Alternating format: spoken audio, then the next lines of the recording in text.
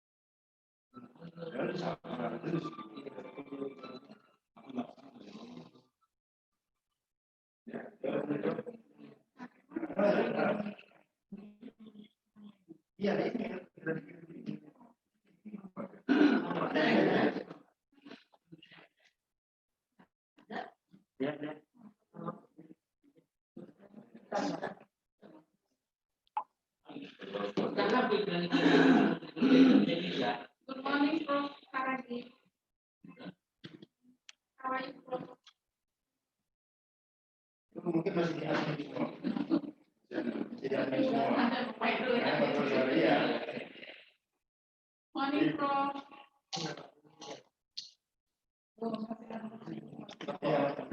Oh iya masih ada. Udah. Halo, good morning.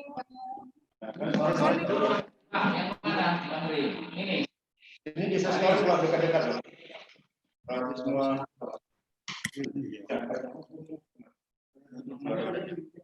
Satu aja. Iya. Nanti matikan semua apa minta. Ya, udah. Joinda aja nanti nama apa. Nanti pas speaker ngomong aku unmute ya. Oh gini kata. So I'm not going to do anything, right? Coba unmute dulu by yourself.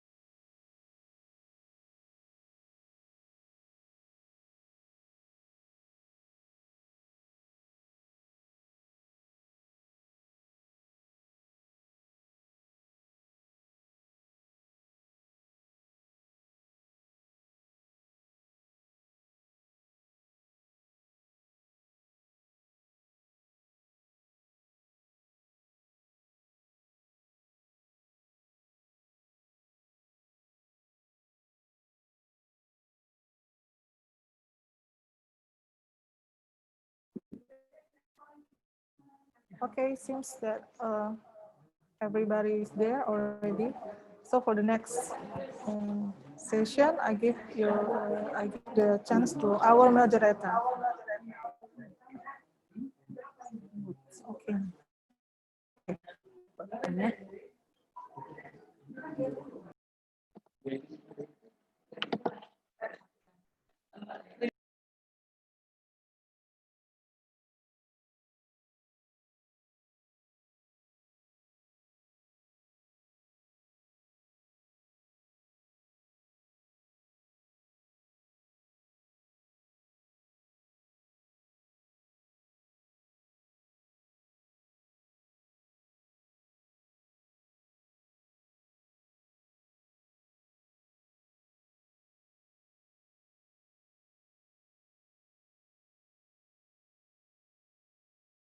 Oke. Udah ambil. Udah, oke. Udah ya, 1, 2, 3 ya. Enggak lagi ya. Enggak berarti. Oke. Assalamualaikum warahmatullahi wabarakatuh. Good morning. Welcome to our first international webinar live from Faculty of Language and Art, Universitas Negeri Medan. We hope the broadcast continues to find you and your family safe and well. Honorable Rector of Universitas Negeri Medan, Dr. Samsul Guton, SKM MKes, Honorable Dean of Faculty of Language and Art, Dr. Abdurrahman M. Hum, Honorable all university dignitaries, distinguished speakers, respected fellow lecturers and teachers, all participants, ladies and gentlemen. I'm delighted to be here as a moderator in the most respected forum, where around 1,000 participants registered to join this webinar. And of course, this is a remarkable number for our first international webinar here at FBS Unimed.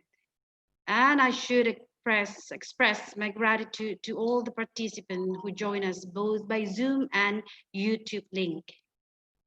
First of all, let us say Alhamdulillah for all the blessing and the great opportunity Allah Subhanahu wa Ta'ala bestowed upon us. For we are able to conduct this webinar and hopefully to enjoy it to the very end of this session. Okay. Ladies and gentlemen, there are systematic changes of education that have been existing in the society nowadays, especially in Indonesia, complementing the formal and systematic structure which have been programmed by the government. The implementation of some policies and the everyday application in society somehow triggers conflict and unsolved issues. So that this webinar provides viewpoint and insight from a panel of leading experts in education and related specialties and discipline in Southeast Asia to discuss this issue. So today's discussion will bring the theme of coping with systematic change of education in new normal era in Southern Asia countries, challenge, obstacle, and solution. Ladies and gentlemen, there will be 5 panelists who are willing to share their insight in this forum. Please allow me to mention the name. Bapak Dr. Abdurrahman Adi Saputra M. Hum, Dean of Faculty of Language and Art, Universitas Negeri Medan. The second speaker, Ibu Hafizah Matsom, PhD, Deputy Vice Chancellor of Academic and Internationalization, University College of Yayasan Pahang, Malaysia. I hope Ibu Hafizah is still here. Pak Abdul Rahman is already with us here. And Ibu Hafizah, yeah, later on I'm going to check Ibu. The third speaker is Bapak Made Hari Sentosa, Senior Lecturer of Universitas Pendidikan Ganesha, Indonesia. And we have Bapak Prof. Amrin Saragi, MA, PhD, Senior Lecturers of Universitas Negeri Medan and President, Associations of Language Teachers in Southeast Asia. Ladies and gentlemen, the last panelist will be Ibu Tat Sanapan Paisanan PhD, Directors of Language Center Phetchaburi, Rajabat University, Thailand. So good morning, Bapak Ibu, the panelists. We are very much grateful for your participation today. So, ladies and gentlemen, to open this international webinar, please welcome Honorable Rector of Universitas Negeri Medan, Bapak Dr. Samsul Gultom, SKM, MKes. To Bapak, the microphone is yours.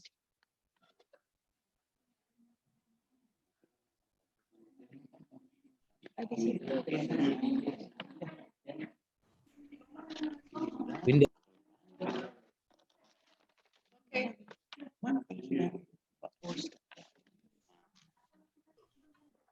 Bapak dulu. Ya udah. Oke, ya Bapak dulu ya. Bapak dulu aja. Iya, nampak.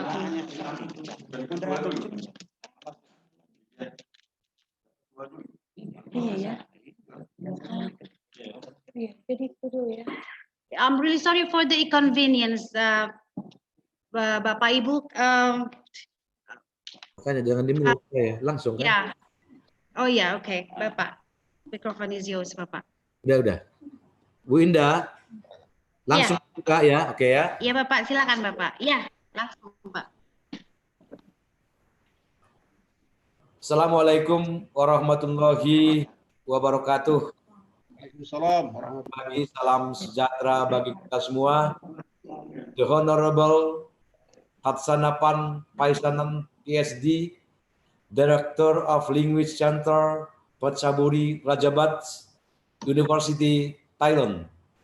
The Honorable Miss Hafizan Matsom, PhD, Deputy Vice Chancellor of Academic and International University College of Yayasan Pahang, Malaysia. The Honorable Made Heri Santosa, MPD, PhD, English Lecturer and Researcher at Universitas Pendidikan Ganesha from Indonesia. The Honorable Dr. Abdurrahman Adisaputra M. Hum, Dean of Faculty of Language and Arts, Universitas Negeri Medan. The Honorable Prof. Amrin Saragi, MA, PhD, President of Association of Language Teacher and Southeast Asia from Universitas Negeri Medan, Indonesia. The Honorable Professor Dr. Iwayan Dirgayasa M. Hum, Chairman of Seminar. The Honorable All Vice Rector, Dean and Director of Postgraduate of Universitas Negeri Medan. The Honorable the Head of Institute, Research and Community Service, Universitas Negeri Medan. The Honorable the Head of the Institute for Educational Quality Development and Assurance, Universitas Negeri Medan. All lecturer, researcher, student, and all participant. Welcome to the International Web Seminar of Forum Ilmiah FBS, Faculty of Language and Arts, hosted by Faculty of Language and Arts, Universitas Negeri Medan. Let me deliver this greeting in Bahasa. Assalamualaikum warahmatullahi wabarakatuh. Selamat pagi dan salam sejahtera untuk kita semua. Pertama sekali, marilah kita mengucapkan puji dan syukur kehadirat Allah Subhanahu wa Ta'ala, Tuhan yang Maha Pengasih, karena atas izinnya pada hari ini kita bisa mengikuti seminar internasional secara daring yang dilaksanakan oleh Fakultas Bahasa dan Seni Universitas Negeri Medan dengan tema Coping with Systemic Change of Education in New Normal Era in Southeast Asian Countries, Challenges, Obstacle and Solution. Para narasumber dan seluruh hadirin yang saya muliakan, melalui sambutan ini saya ingin menyampaikan apresiasi yang sangat tinggi kepada Bapak Dekan dan seluruh panitia karena telah merancang seminar internasional dengan baik tentunya.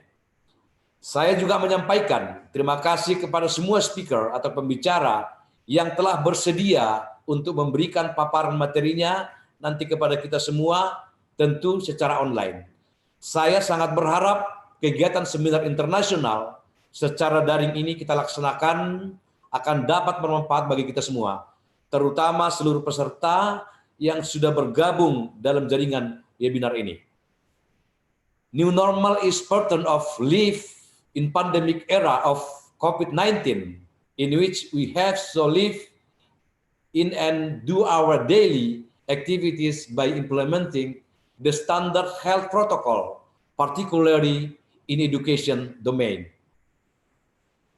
Southeast Asia countries have almost similar characteristics, but still each country has its own uniqueness and typical characteristics such as the number of population, geography, education system, cultural value.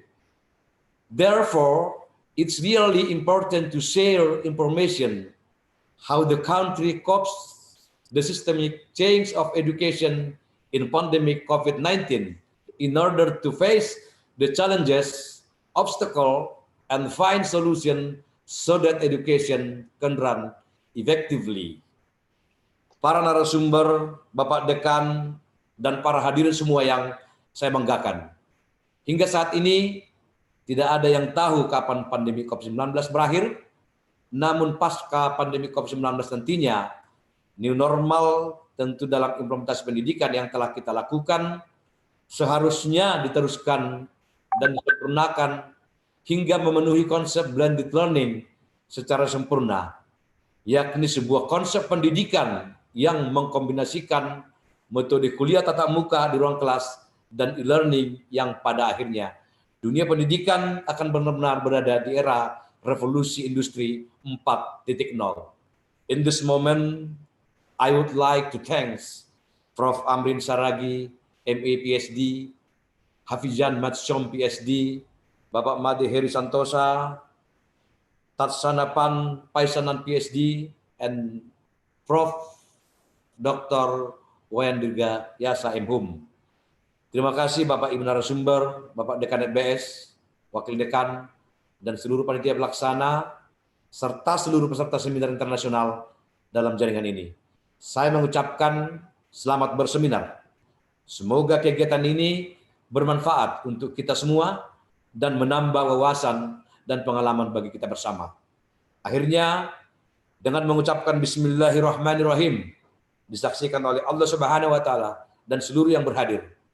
Seminar internasional Web Seminar of Forum Ilmiah Faculty of Language and Arts Universitas Negeri Medan dengan tema Coping with Systemic Change of Education in New Normal Era in Southeast Asia Countries, Challenges, Obstacle, and Solution saya buka secara resmi. Demikian sambutan yang saya sampaikan. Terima kasih atas segala perhatian. Mohon maaf atas segala kekurangan. Wassalamualaikum warahmatullahi wabarakatuh. Waalaikumsalam warahmatullahi wabarakatuh.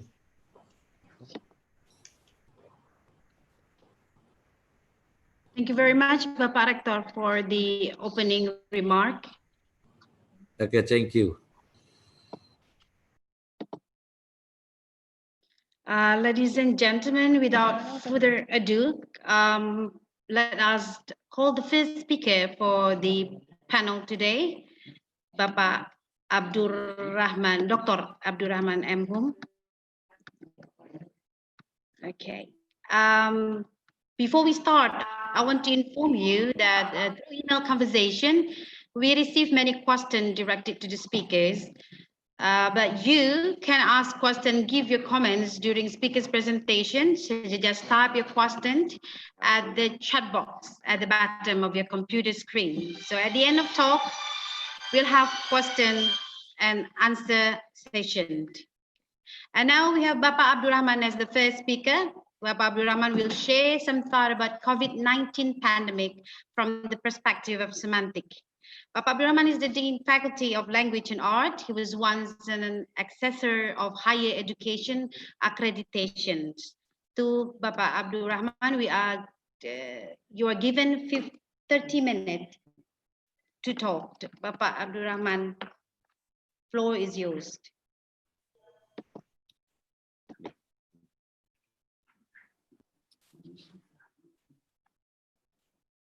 Thank you very much, Ms. Winda Setiasari. Terima kasih, Pak Rektor. Bersama pimpinan fakultas kami mengucapkan terima kasih sedalam-dalamnya kepada Bapak Rektor atas kesediaan membuka seminar internasional ini. Pak Ibu Wakil Dekan, Pak Ibu Ketua Jurusan, Pak Dekan, ya, suaranya ya, itu jangan terlalu dekat. Orang-orang di situ dijauhkan sedikit karena itu kalau berdekat storing dia. Berarti ada orang yang buka juga di situ ya. baik Pak Rektor, baik. Coba dijauhkan ya, dijauhkan sedikit. Terima kasih Pak Rektor. Sudah bagus suara, sudah bagus. Ya. Kita menunggu slide-nya.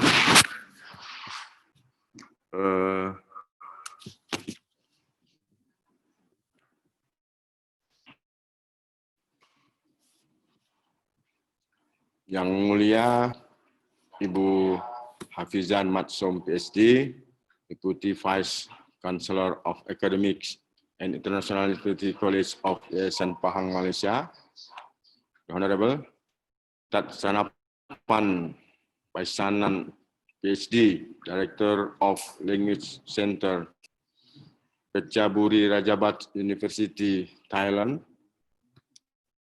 Yang mulia Prof. Amrin Saragih, yang kami muliakan juga Pak Made Harisantoso MPD, PhD dari Universitas Pendidikan Ganesha. Selamat datang di seminar internasional FBS Universitas Negeri Medan. Izinkan saya untuk menyampaikan materi dalam bahasa Indonesia.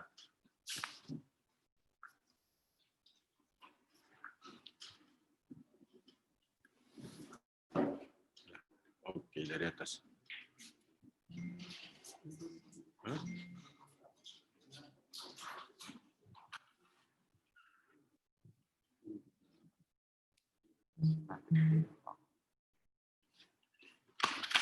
Nah, baik,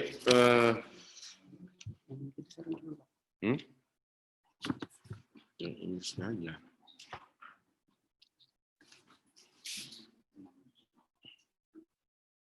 Saya akan membawa tema semantic field of pandemic COVID-19.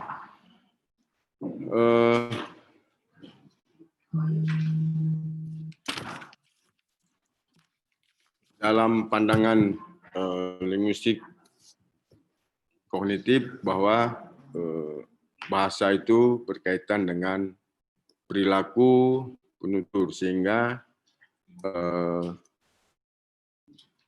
alam akan membentuk penutur atau seseorang, sehingga struktur kebahasaan seseorang itu sangat dipengaruhi oleh alam konseptual, pengalaman konseptual penutur tersebut. Dalam pandangan Palmer, ya, bahwa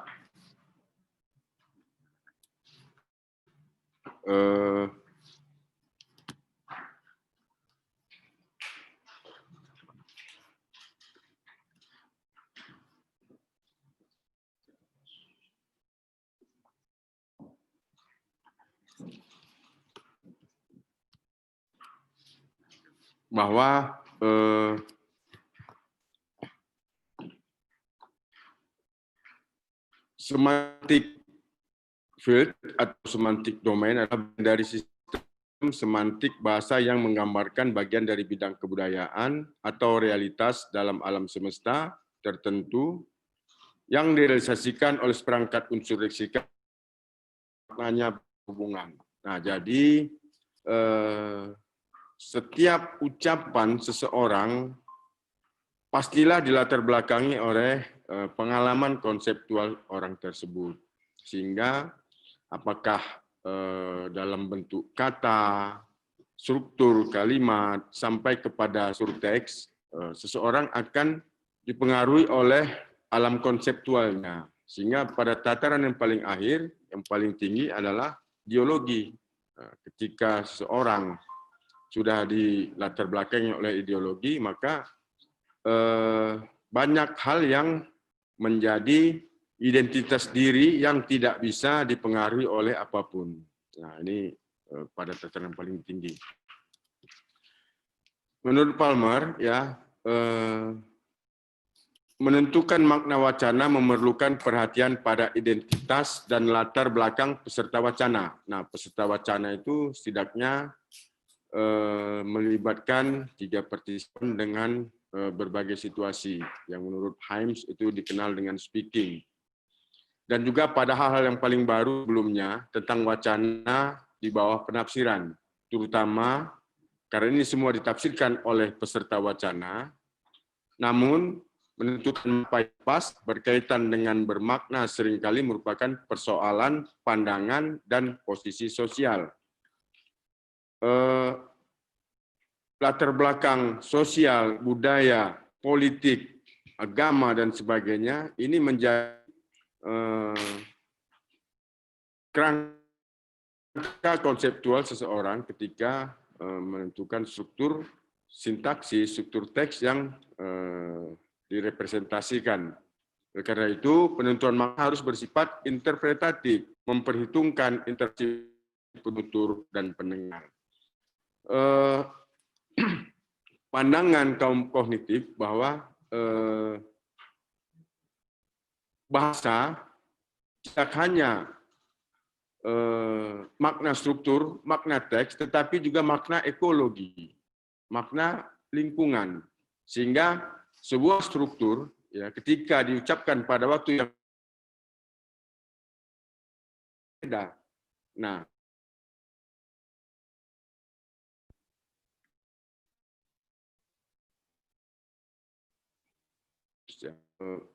misal sebuah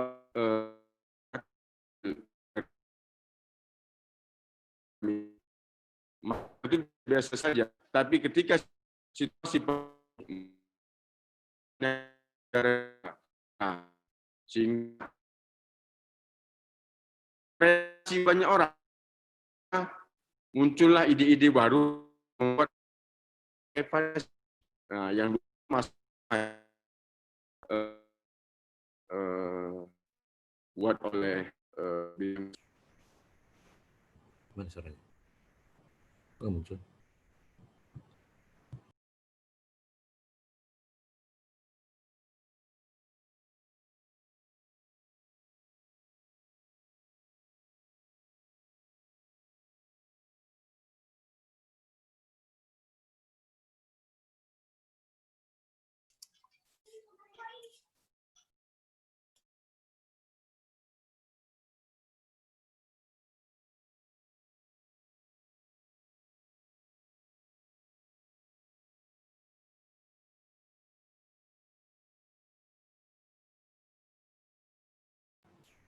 Kenapa di mute Abdurrahman? Mana orangnya?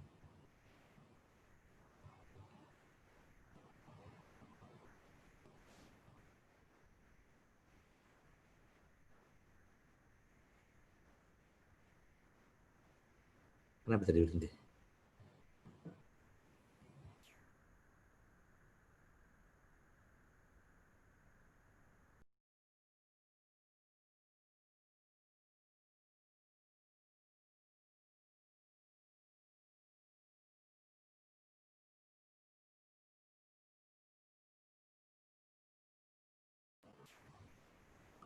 Pak Dekan, Bu, mana Bu hostnya ini hostnya?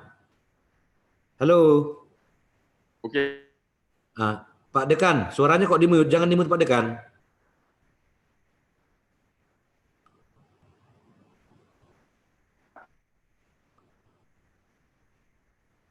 otomatis ini hostnya. Iya, jangan di mute. Udah Pak Dekan. Pak Dekan jangan di mute. Baru yang kedua Pak Dekan, coba slide-nya di full screen. Udah. Masih di mute itu. Kan nampak dari sini. Udah. Masih di mute. Udah. Masih di mute. Kenapa di mute oleh hostnya ini? Ya? Oke, lanjut. Nah, ya? Oke. Saya lanjut. Saya mengutip Palmer, ya. Dengan demikian, pandangan tentang dunia terbentuk dari banyak sekali skenario yang berhubungan bersamaan dengan sejumlah besar entitas dan proses lain yang dibatasi secara budaya, mungkin juga sosial, politik, ekologi. Dengan demikian, makna bukan saja berkaitan dengan skenario, tetapi juga relasional dan tidak terduga-duga dalam jalinan bersama skenario wacana. Nah, ini yang menurut Palmer ya dikenal dengan imagery mental, atau dalam kajian saya sebelumnya saya menggunakan istilah mental konseptual. Nah, mental konseptual ini ya akan membentuk perilaku tutur seseorang sehingga semua imagery tersusun oleh budaya dan sejarah pribadi. Imagery disusun secara sosial dan melekat dengan konstruksi sosial.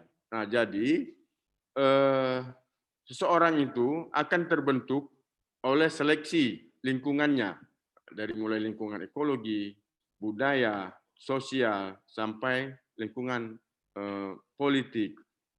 Dengan demikian,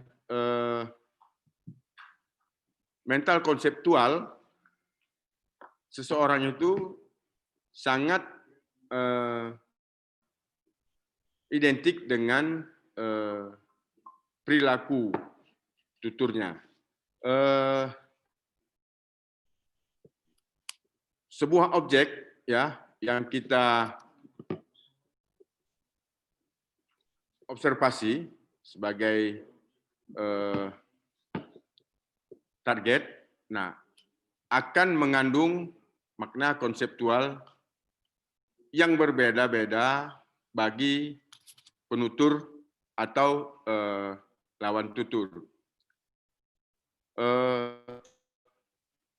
Misal kata air dimaknai oleh petutur dengan berbagai latar belakang.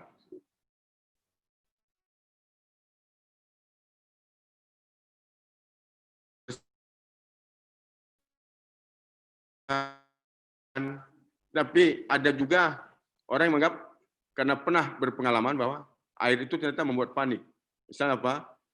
Contoh pengalaman di tahun 2005 ketika gempa Nias, ya, Kota Medan panik oleh sebuah kata yaitu air. Kenapa? Nah, punya pengalaman konseptual tentang tsunami 2004. Baik, saya menggambarkan ketika saya berumur 6 tahun dan ketika di usia 40 tahun, saya ambil kata memancing. Pada proses memancing itu, pada saat saya 6 tahun itu, untuk memancing itu ada beberapa proses yang dilakukan. Salah satu adalah mencari kailnya, mencari umpannya,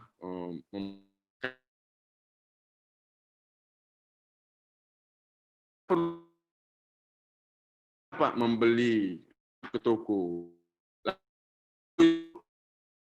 Mancing itu banyak, sawah, parit, kolam, dan sebagainya. Nah, sekarang tidak perlu lagi, cukup ke kolam pancing. Nah, umpan untuk pancing juga banyak sekali. Yang sekarang hewan-hewannya pun sudah banyak yang tidak ada lagi dijumpai. Inilah konseptual pengalaman. Nah, bagaimana dengan corona? Nah, kita ketahui banyak sekali kondisi yang tidak stabil, tidak normal, ya. banyak sekali juga konsep-konsep orang, banyak sekali perilaku orang yang berubah. Ya. Banyak istilah-istilah yang muncul juga, di antaranya mengapa, apa hubungan virus dengan PHK? Ya, karena banyaknya pabrik yang tidak operasi, banyaknya hotel yang tidak operasi, akhirnya banyak sekali pegawai yang di PHK. Banyak sekali istilah-istilah yang muncul dalam kegiatan akademik universitas.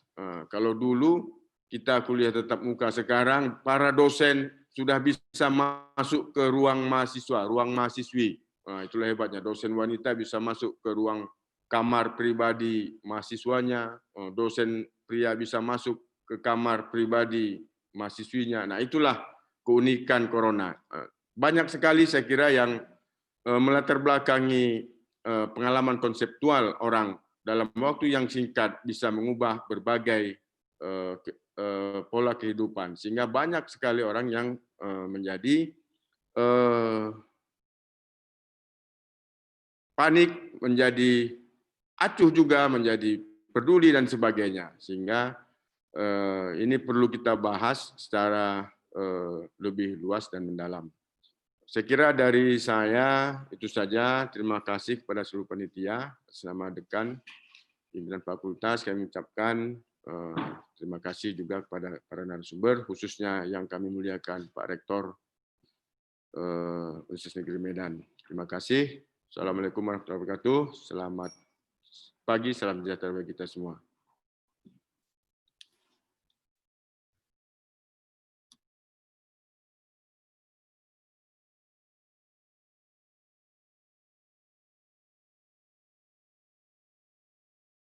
Yes.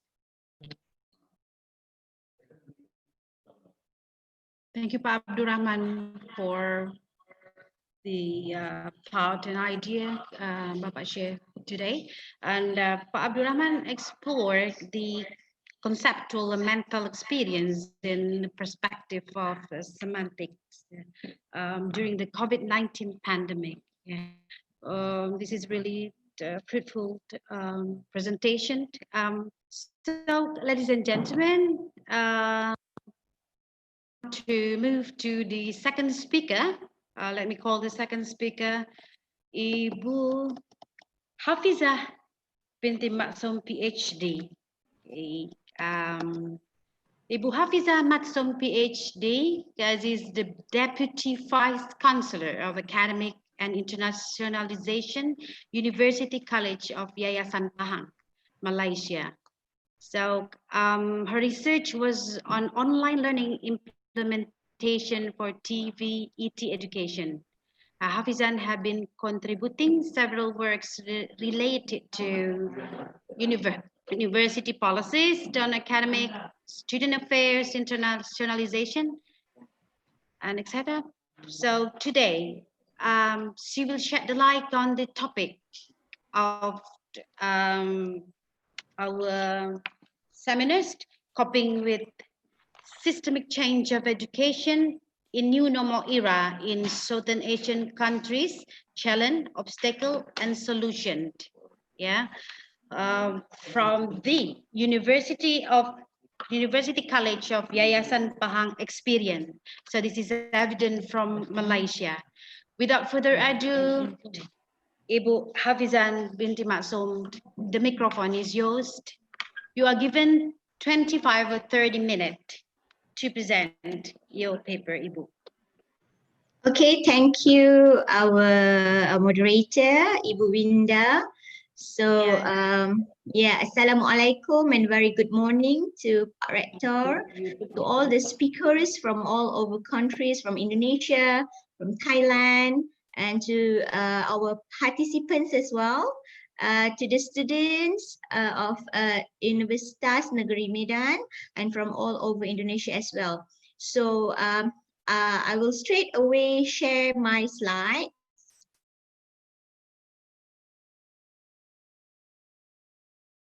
Right.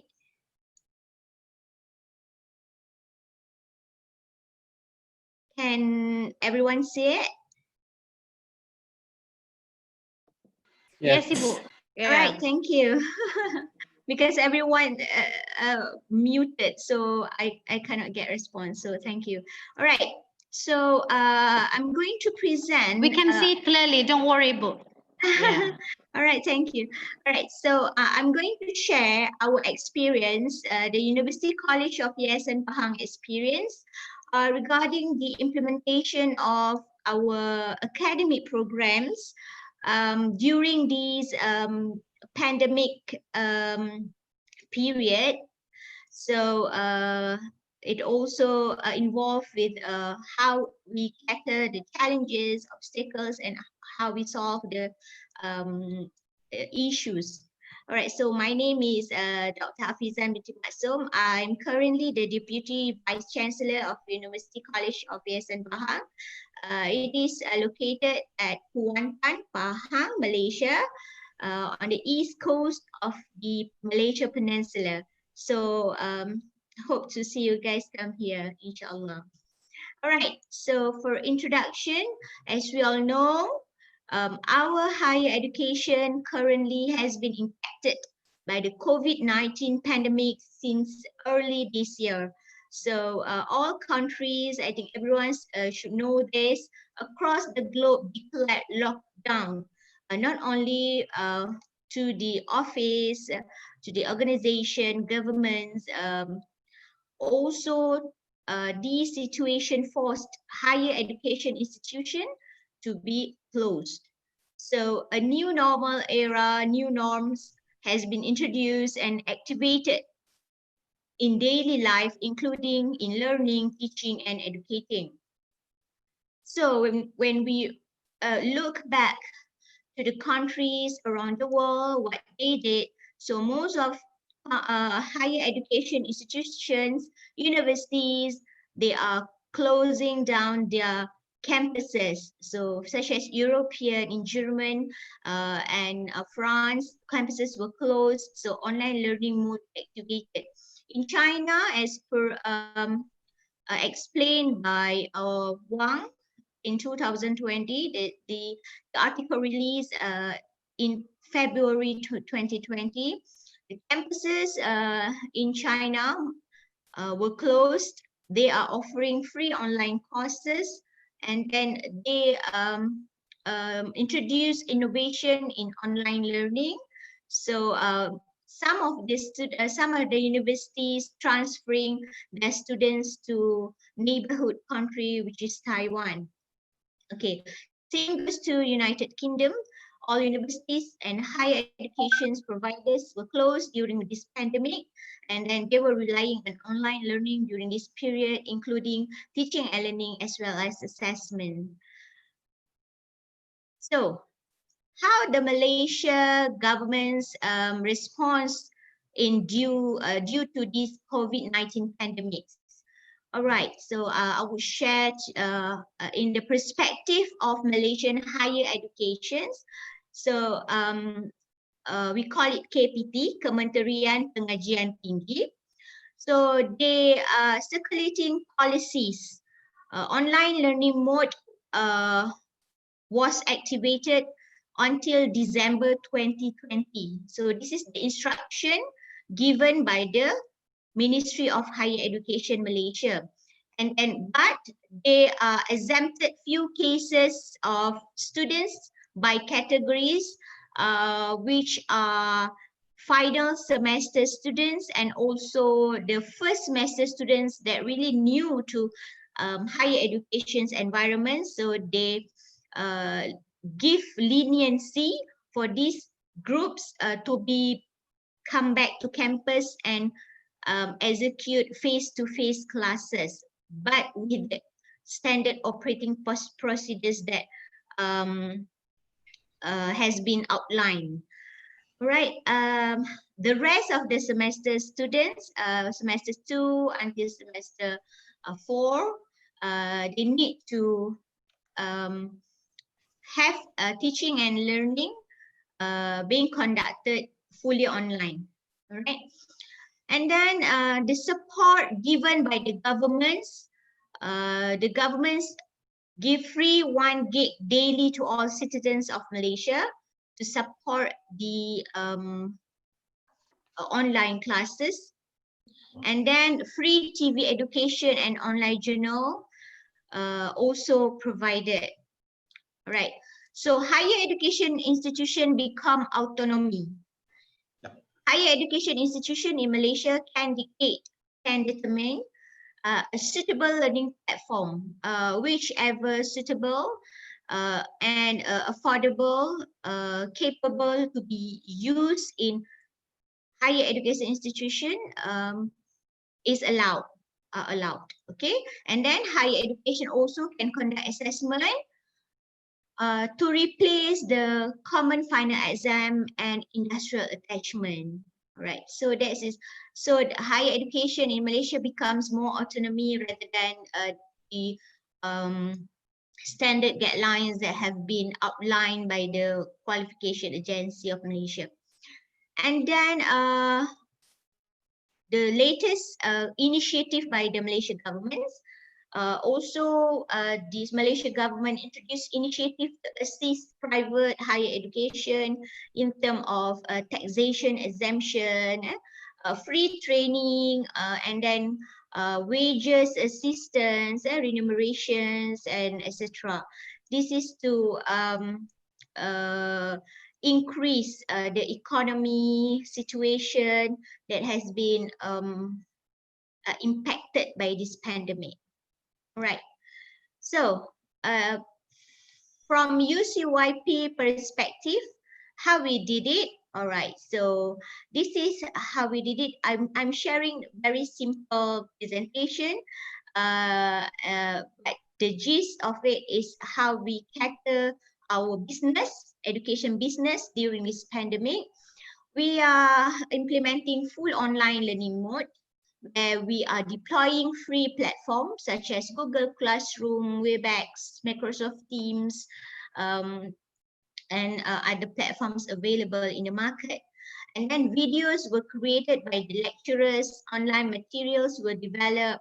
It is a very new norm because previously we are fully conventional learning, lecturer face-to-face with the students in a classroom. So now everyone must know how to operate the computer, how to record themselves in front of the camera and whatnot. And then online training also that being offered freely by the governments and by the some of the organizations. The lecturers were attended all that. And then lecturer now not only become the lecturer, they are also the advisor, the mentors, and the educator. They need to personalize each of the students very personally to know what's the problems, to know either they can access the online materials or not, either they can follow the online classes or not.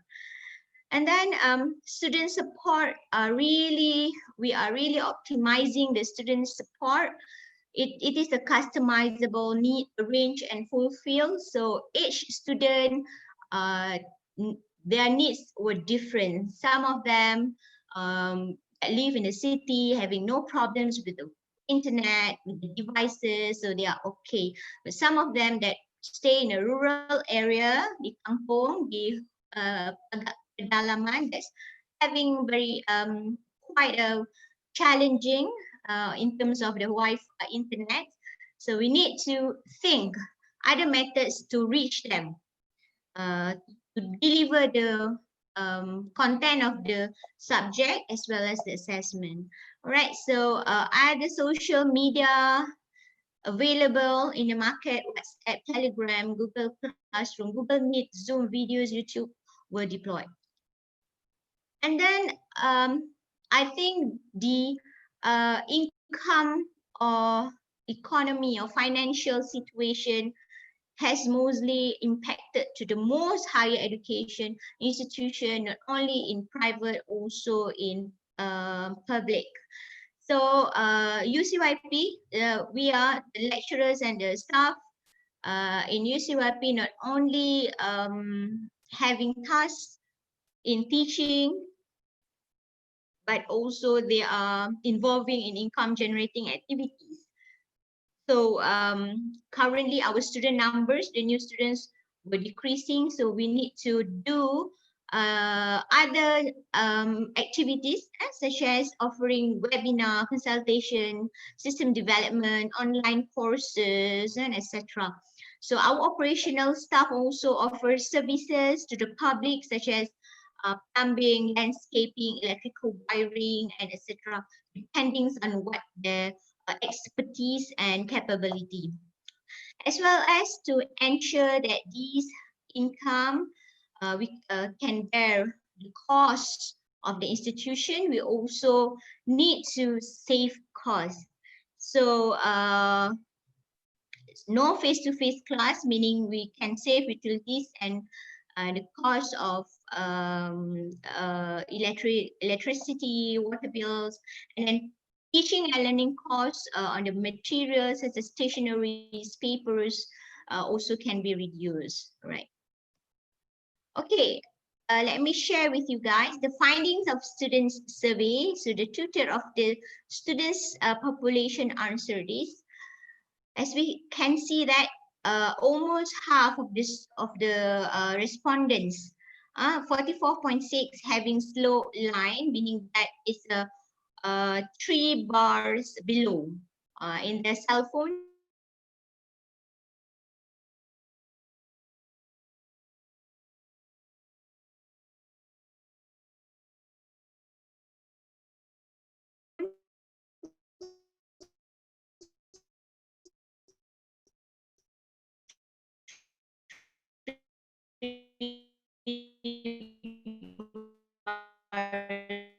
Below here, kampung.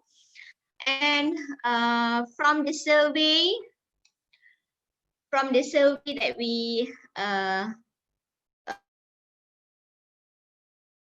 on the online learning, so it quite good because only 8% of them feels lonely, feel that they are giving less support during this online learning because maybe they are learn alone, okay, don't have any friends to talk with. All right, so then 54.4% of the students internet lines are good. 93 feels convenience with using online platforms such as Google Classroom, and then 92% enjoy online learning because of the flexibility. So lecturers need to suit with their time. Sometimes lecturers need to do night class because they are not early waking up students. All right, so okay, this is the challenges and problems as well as issues encountered during this online learning process. Okay, so 62.2 response. Okay, this is from the current, this survey is from current last semester students that have been graduated, I think about May, all right? So they mention about poor internet connection during the online learning, difficulty in understanding topics, and learning environment is not conducive. This is three major problems of the students during the online learning process. Okay, right. So what are the challenges? The most challenging parts in conducting online learning during this pandemic. So the facilities we need to know, we need to know and give them or provide them with the facilities on online learning, such as devices, internet connection, and conducive learning space. Students' motivation and emotion. So they are mostly feel lonely, isolated, and distracted by environment. And then development of persuasive, interactive, and attractive materials for online learning. It is also a challenges for the lecturers because it's a new things to do. So they need to learn by themselves from the YouTube, okay, how to use the new software and whatnot. And then commitments, this is the most challenges, commitments from both parties, the lecturers and the students, okay? Because the online learning cannot be successfully executed if one of them fail to do it. All right, so both students and lecturers must give their full commitments in terms of the online learning. All right, and then key factors of online learning success. Like I said before, the lecturer's commitments, okay, because the lecturer dictates the teaching and learning. Lecturers must become counselor, advisor, and educator.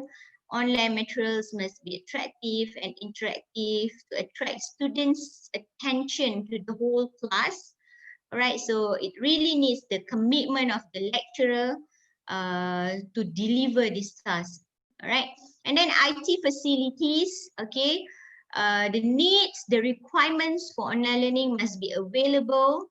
The internet, the devices, otherwise other ways of communication need to be identified.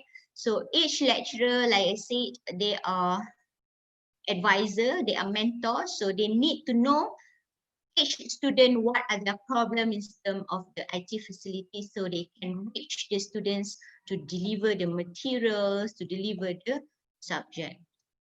And then policies and guidelines. The clear policies and guidelines of online learning must be delivered and explained. Everyone, both lecturer and student, must understand on how to execute this online learning, what their job, what their function in online learning, how to do it, and what to deliver, what to submit. So everything must be cleared and comprehended by the students and lecturer. All right, and then support. Support is needed, especially not only on academic support, on how to learn, how to get the higher marks, how to do the assignment, but also on emotionally support. So lecturer now become the counselor. So we have the counselor services, the helpline, that our counselor open to all students to just call and maybe express themselves, the loneliness, the difficulties, the problems, so they can have someone to be rely on in terms of expressing their feelings, right? And finally, the monitoring. So monitoring of teaching and learning is a must. Documents must be kept in UCYP cloud. This is the rule. So everything must be kept in the cloud as proof, and time management skills is required. All right. So this is few references that I use for this presentation. And from the third one is our policies from UCYP. And then the fourth, fifth, and the sixth one is the circular that produced by the ministry and the governments. And then the rest, the three below, the last three are our own circular and guidelines to the lecturers and students. All right, so that's all for my presentation. I hope I'm not exceeding the time. So my office at University College of Sampahang. So we are welcoming everyone from Indonesia, from Thailand, all over to come to Kuantan, Malaysia. We have very beautiful beach. And quite a lot of historical places. And then that is my email address. You can contact me anytime. dr.hafizan@ucp.edu.my. So thank you so much, and Assalamualaikum. Thank you very much, Ibu Hafizan. Yeah. Okay. Yeah. What a fruitful discussion. Let me sum up a little. I mean, to sum up Ibu Hafizan presentation, to some points, the Bu Hafiza explore Malaysian higher education response due to COVID-19 pandemic, They covers the policies, support, yeah, and autonomy. Some established, some effort have been established, including full online learning material, income generating activities, and when she talks about the challenge, Hafizan mentions about facilities to students and interactive material, that should be composed by the lecturers and the teachers. And the solution is the clear policies and the monitoring. Okay, thank you very much, Ibu Hafizan, for the lovely presentation for today. Let me remind you again, if you have questions, type it in the chat box, just at the bottom of the screen. Actually, we received some questions through email, but you can ask question as well. So the panelists will choose the questions on the provided in the chat box. Okay. Some question directed to the host and the moderator about the material. So we will share the slide right after, at the end of the at the end of the sessions through your Google Drive, through email. So don't worry, ladies and gentlemen, Ibu Bapak, the material will be shared through your email. Okay. Now we come to the third speaker. It is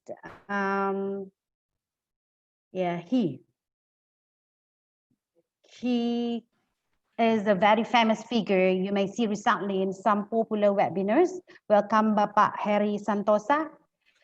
Pak Heri Santosa is a lecturer researcher at Universitas Pendidikan Ganesha, Bali, a prolific author who has published many of his research in some international journals. Now he serves as a head of Online Learning Center, director of program in Indonesia Technology, and Henge Language Learning Association, and leading trainer in British Council Indonesia. Pak Made's main interests include EVL called Elearning, innovative pedagogies, learning technology, and learner autonomy. So today, he will share his thought about exploring changes in learning spaces today. Ladies and gentlemen, let us welcome Bapak Heri Santosa. Bapak, are you there already? Yes, Ibu. Thank you very much, Bu Indah. Yeah. Can you hear me? Yes. Yes. Thank you. Good morning, everyone. Thank you very much for inviting me, Forum FBS Universitas Negeri Medan. It's an honor for me. Good morning, Pak Rektor, Pak Samsul, Prof. Wayan Dirgayase, the chair, and we have also some colleagues from Malaysia, Dr. Hafizan Matsom and Dr. Paisanan from Thailand, and also the other keynote speakers, my friends and colleagues. I saw some of my friends attending this webinar. Thank you very much for coming, and let's learn together. There are some new networks also, as always, and we will share and discuss things later also in the Q&A session. So today I'm going to share and learn with you together about what happens actually today and in what we can do in the educational sector and how to be adaptive all the time in the constant age of change. So allow me to share my screen first. Can you see my screen, Bu Winda? Clearly? Pak, it's clear. Thank you. So I'll go. So Ibu Bapak, ladies and gentlemen, Thank you very much for coming once again. I'm going to share with you and learn together with you. And my topic title today is Exploring Changes in Learning Spaces today. So what happens with the changes and what spaces and opportunities that we can do in this current situation. My name is Made Herisantosa. People call me Made. That is my email. I'm from Universitas Pendidikan Ganesha. It's one of the teacher training college in Indonesia. The same with Unimed or Medan. Today, I'm going to talk basically three main things. The first one is today's changing situation. Second is how to cope with this in the educational perspective by looking at online pedagogy and competencies and skills. And at last, my main point will be how you adapt yourself in the age of constant change. I remember on February this year, I still had to travel to Phnom Penh for Camp TESOL. That was my 5th time to go there.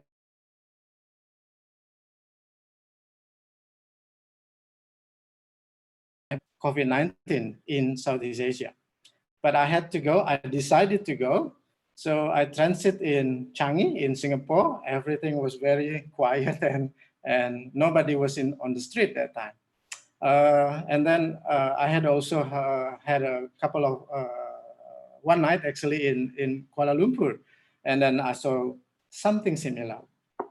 But that time in Indonesia on February, everything was still all right. But then at the beginning of March, then Indonesia started to, if my language is get serious about this kind of situation. Right, so in Indonesia then warungs or shops, stalls are closed, and then many places are also closed, especially in Bali. As you can see there, the beach are closed, so you cannot enjoy sunrise or sunsets anymore in Bali. Bali is very, very quiet at the moment.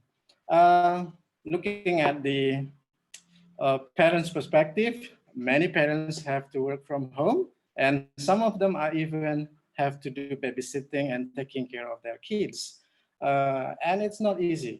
From our students from different levels, from young learners to higher educational levels, our students have to learn from home. So in a way, our Earth is not very well. So it's recovering, it's still recovering now. And what happens in educational sector?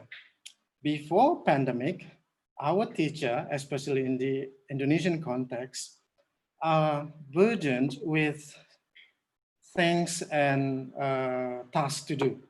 Some of them include planning the materials of the lessons, implementing it, and then correcting students' works, assessing them, not to mention so many administrative works, including creating RPP or lesson plans. Some of them are still working for certification or remuneration or what we have here, BKD and SKP, all of those things, including lecturers. Some of them are working late in the night to correct students' works, to give feedback. And some of them even do other things like Gojek or online taxis, motorcycle taxis, and so on, just to support their life. What happens to our students today? They are forced now in the pandemic situation to study from home. Some of them have gadgets like laptops, but some have not have gadgets. Some of them have to study from their parents' warung, for example, or stores. Just yesterday, I received quite sad news from my student, one of my students, that she explained to me that she will not continue her study in the university next semester. I was very sad, and then I don't know what to do, but I'm trying now to work on something for her because I know that she is smart and brilliant. So things like this happen.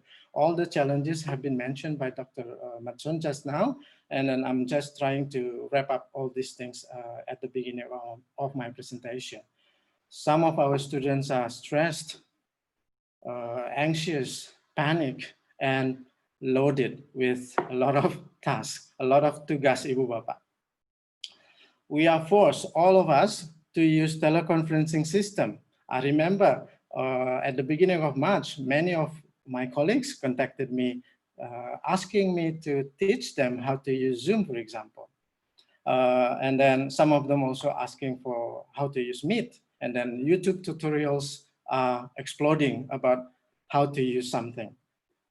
As you can imagine, these three has different features, even though they are for teleconference. Not so many people can use these specific features from these three platforms. For example, Zoom has their own features like today. Personally, I like Zoom very much, not the others. Meet also has plus and minus. WebEx also is like that. And we have Microsoft Teams also. We have Log for teleconference. We have Tingling. We have Jitsi, which is an open source. And then because of connectivity issues, readiness of gadget and so on, some of them cannot use teleconference platforms. They then use something low cost like WhatsApp. Yeah. Or Facebook upgraded its features, allowing 50 people to be inside of the video. So whatever it is, we are forced to do something new. The question is, are we ready? We are also forced to use various applications in educational sector, including learning management system like Moodle, Schoology, Google Classroom, Neo, Classe, Edmodo, Canvas, and many more. We also use and try and out many things, including Screencast-O-Matic, for example, for screencasting project. So you can record your screen where you can show your face or not, for example.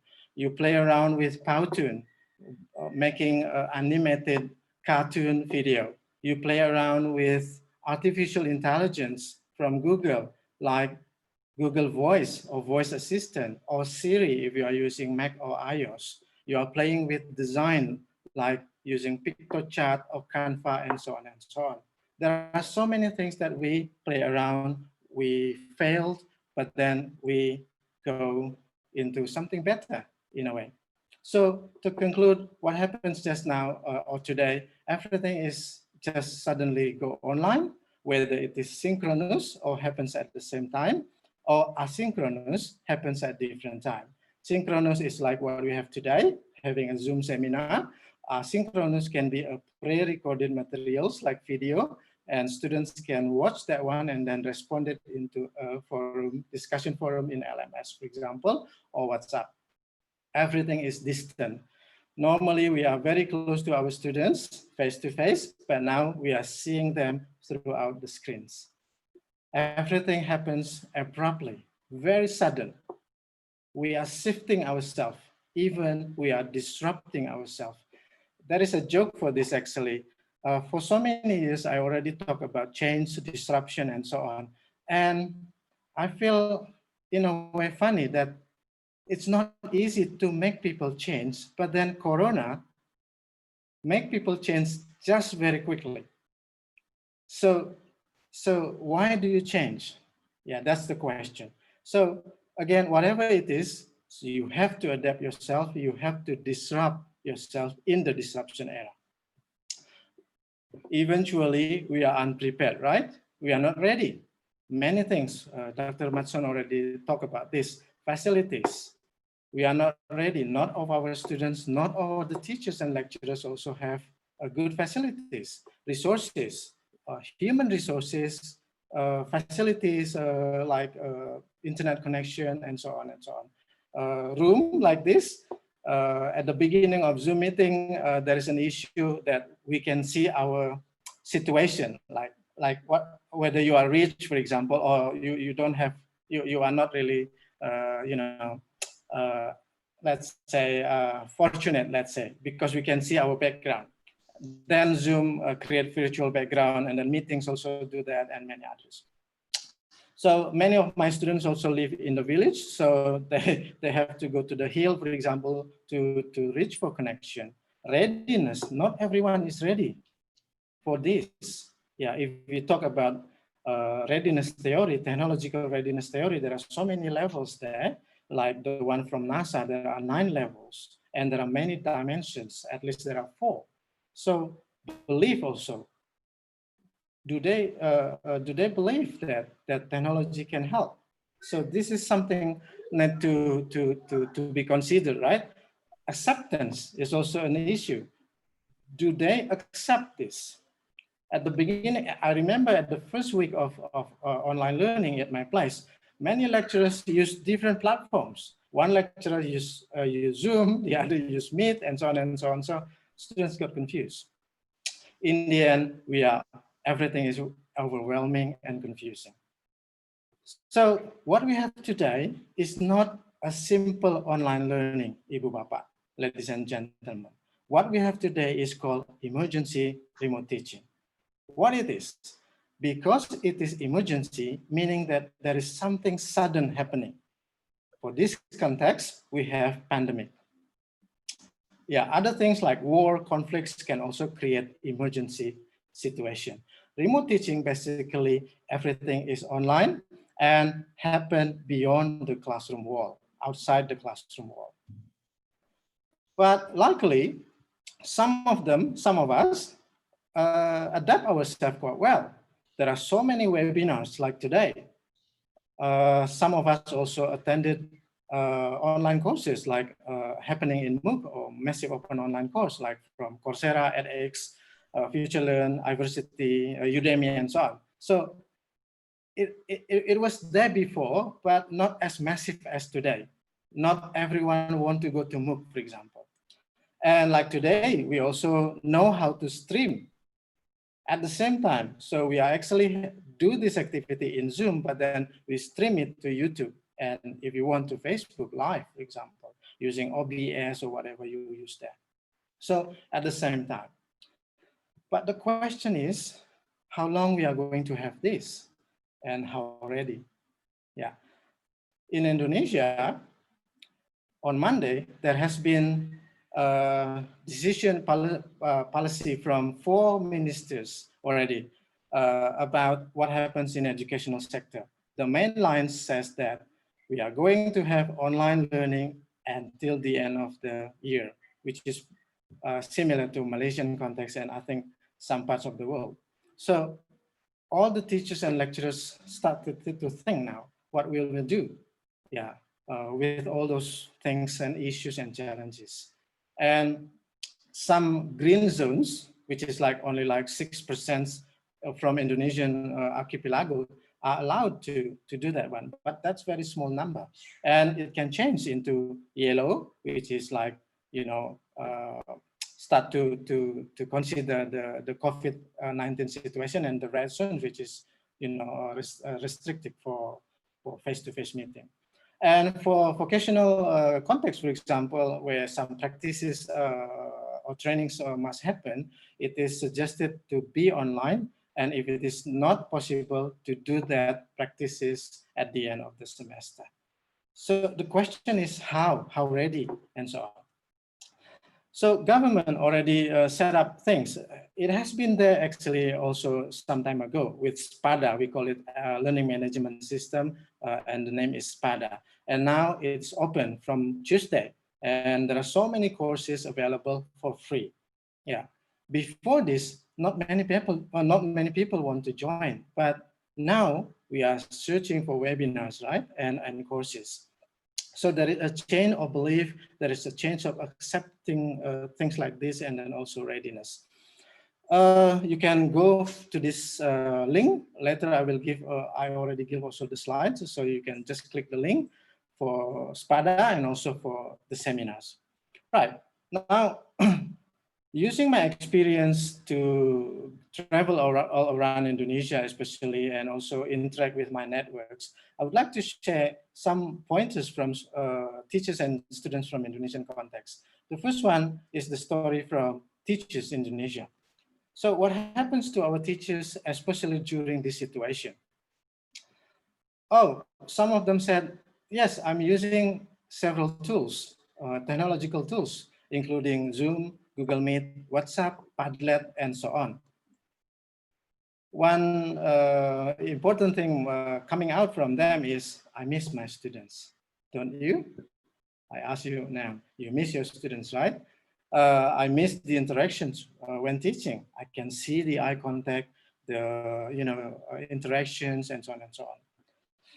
But so many things that I have to do. I have so many loads. I have to wake up from the morning and then until the evening, even midnight, I have to sit in front of the laptops, preparing, teaching, assessing, giving feedback. Well, some of them, not all of them, or us probably giving feedback. They just give assignments.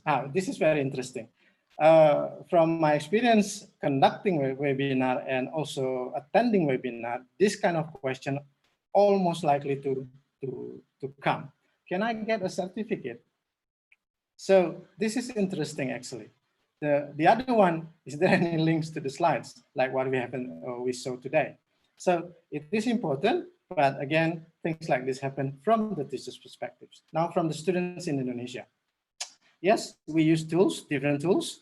I miss my friends, loads of assignments. Suddenly my teachers give loads of assignments. Where is the feedback? So think about this.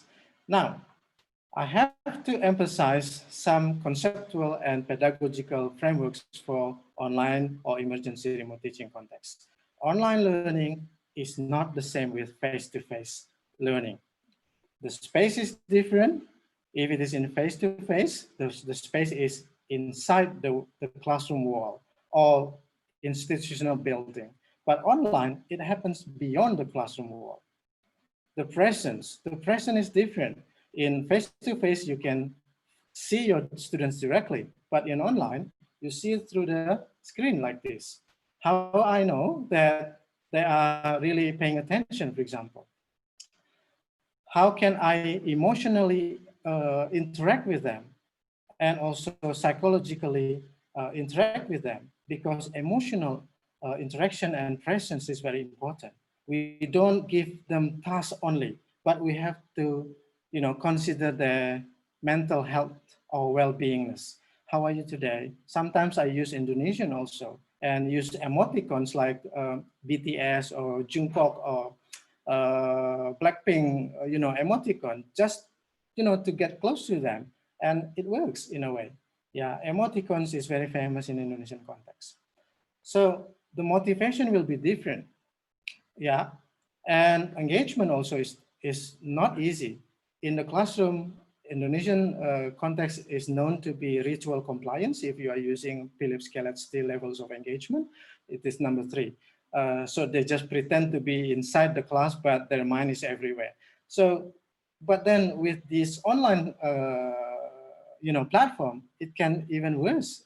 We don't know where are our students. So it is important to engage them.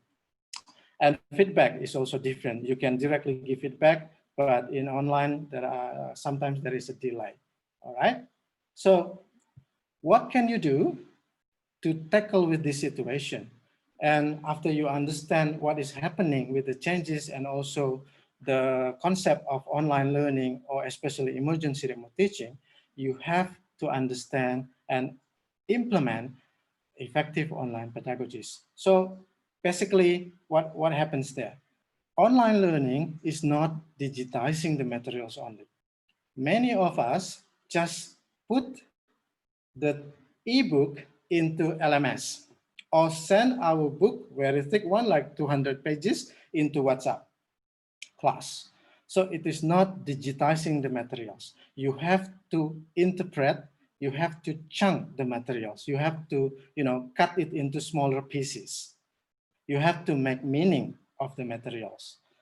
In online learning, you have to make use effective strategies and activities. For example, when you are going to ask them to work in a group of 2, for example, or 4, yeah, and what will you do there with the group of 4?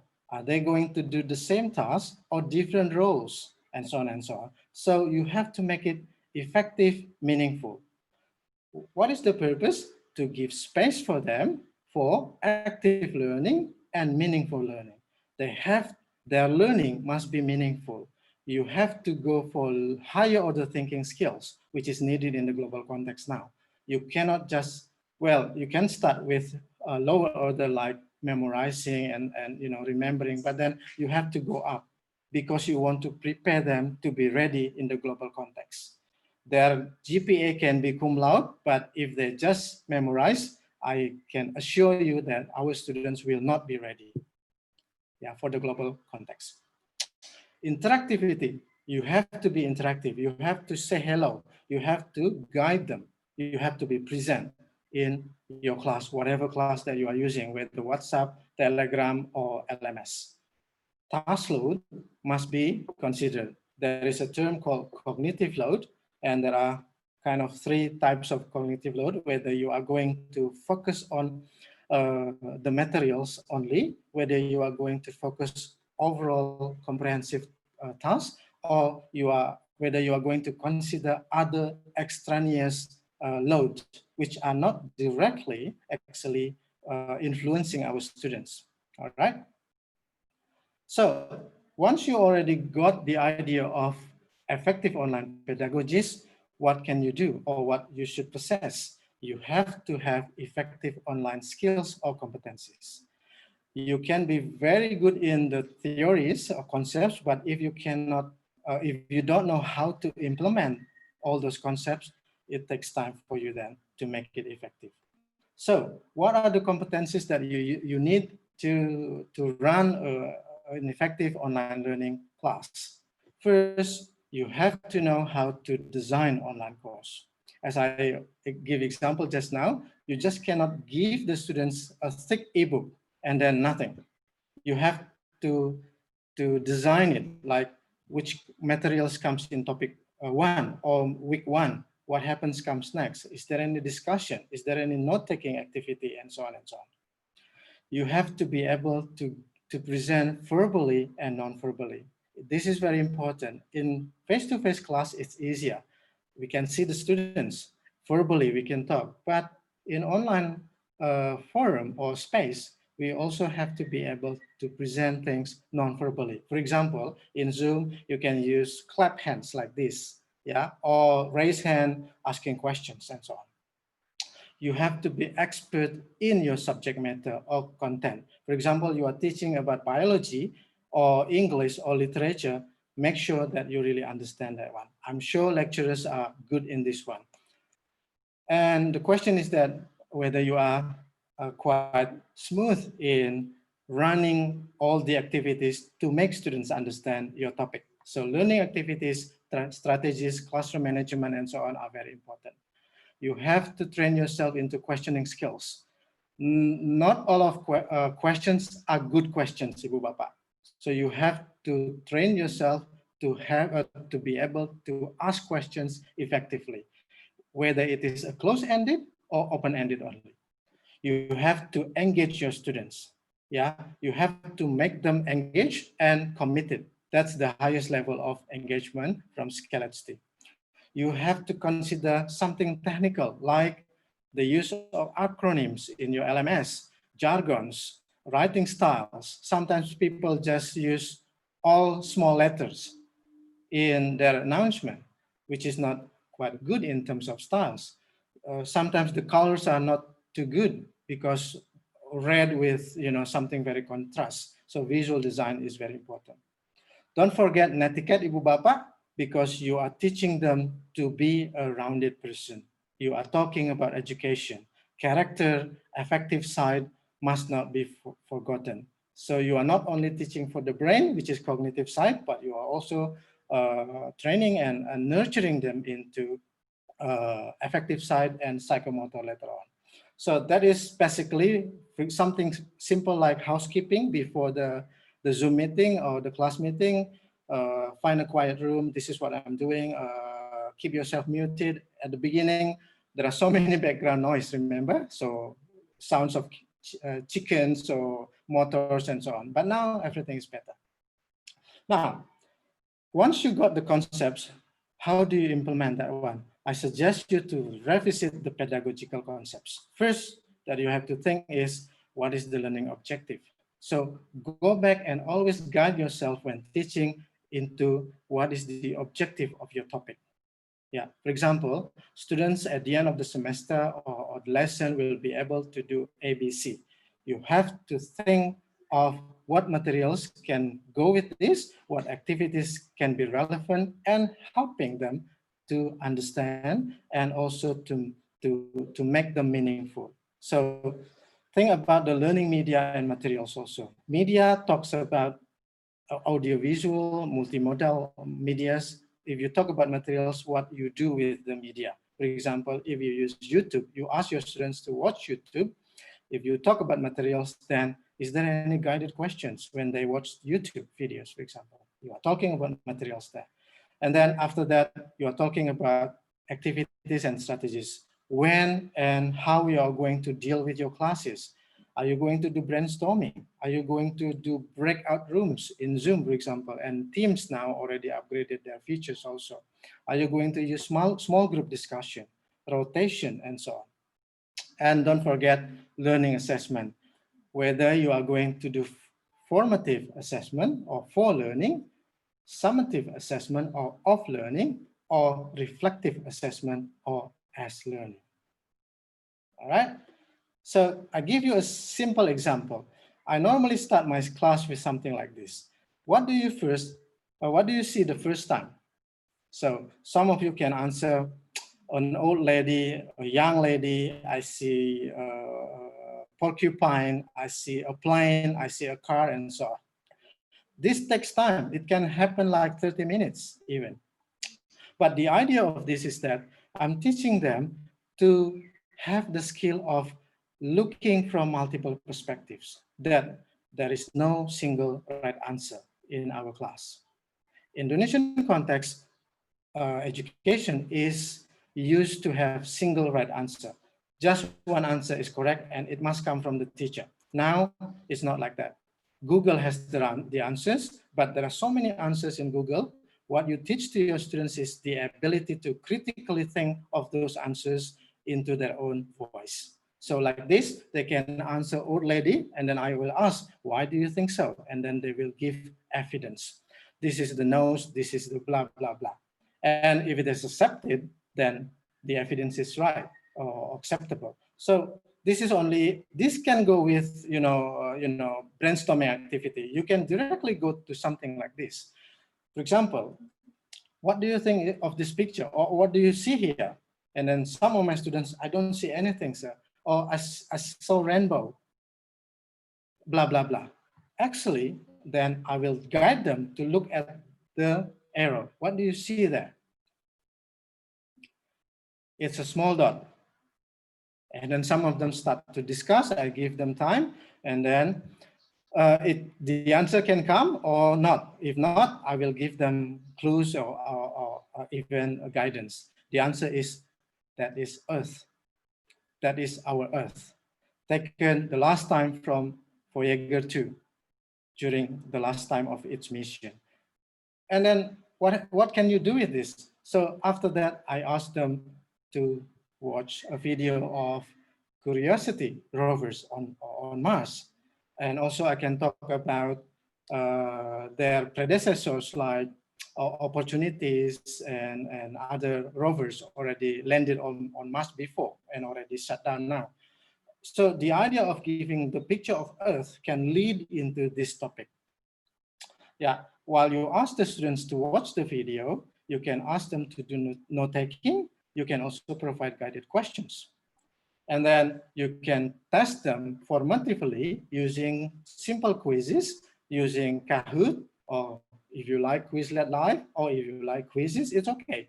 Or if you like polling system like Mentimeter or Poll Everywhere or Slido, it's okay. Yeah, because it is online, Mentimeter is good, and it can happen simultaneously at the same time. I will not demo everything today because this is a seminar. So normally I use Mentimeter also. So you just ask, and then I can show word cloud, graph bar, and so on. What kind of activities after they watch the videos on Curiosity rovers, I can ask them to think by themselves, to get a pair in online activities, whether at home first or in the online classroom. And I can ask them to share.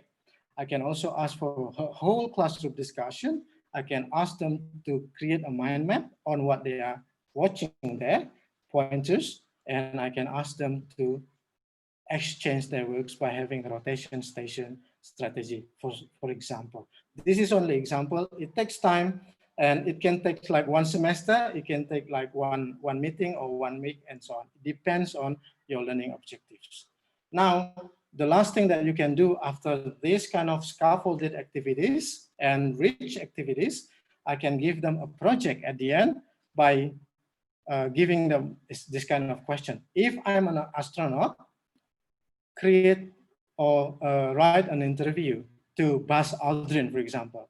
In this online capacity now, you can directly contact Buzz, the second person landing on moon. You can search for his YouTube and then ask questions there. You can also create a story, a digital story or a digital video. You can create a vlog. You can create podcasts. You can create comic. You can create news, poster, and many things. So the materials can be the same. The end product can be different from different students. Yeah. Don't forget the assessment. You have to give the assessment before you assess the students, because the principle of assessment, some of them are transparency and fairness. You have to tell what you are going to score from your students. Okay. And last, you can tell them you can use different tools. If the project is about making video, you can ask them to use Quick, KineMaster, and so on and so on. If it is about creating story, you can ask them to create story using storyboard, Storyweaver, and so on. So technology is only a tool. Don't start with technology at the beginning. Start with pedagogy or integrate them together. Otherwise, your students will go to, for example, Canva, if you ask them to create poster, and then while you are explaining, your students already finished with their project because they are copying and pasting from existing online materials. They are not really learning about your topic, all right?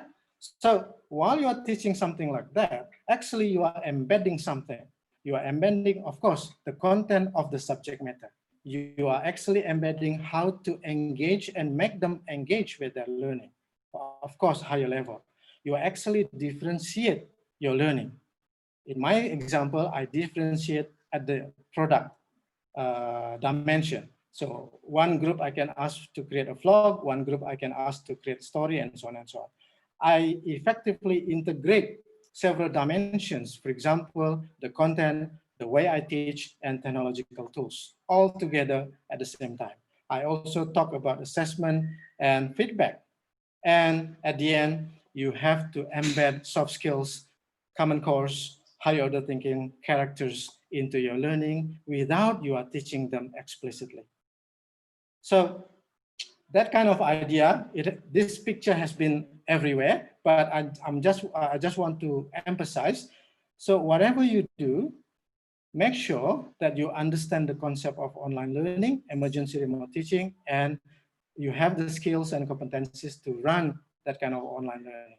Regarding with the tools, pay attention to this. The red one means that your internet connection is very fast and it is immediate. You need to do it soon, like today. If you can postpone that one, your internet is not very good, and then it is not needed immediately, you can go to the green one. So you can post the material, you can record your video first, post in a learning discussion forum, and then ask them to discuss within a deadline, for example, a week. So whatever you choose, think about this. I suggest you not to emphasize only on one to another. Determinist approach means that you focus on pedagogy only. Experimental approach means that you focus on the technological tools, whether it is analog or complex one, or dialogue, or advanced, sophisticated. What you need to do is to integrate everything into critical approach, yeah, as what Warshauer mentioned earlier. This is my reference that you can see, quite some, and then thank you. This is my materials that you can download and my contact. Thank you very much, Ibu Winda, and I return this to you. Okay, Bapak Made, thank you very much. Yeah, it's really fruitful. And to sum up, then Pak Made talk about the phenomena, yeah, or problem triggered by a sudden online cannot hear you, Bu. Can anybody unprepared hear you? condition. Yeah, so whether we are ready or not, but and then Pak Made offers, yeah, solution to one of them is the effective online pedagogy. So he defines what is effective online pedagogy and the effective online skill. Yeah. It covers video conference etiquette or revisiting pedagogy. So that's some solution. Yeah, Pak Made discussed. Yeah, to overcome, yeah, the problem triggered by the sudden online or unprepared condition. Thank you very much, Pak Made. Yeah, thank you very much.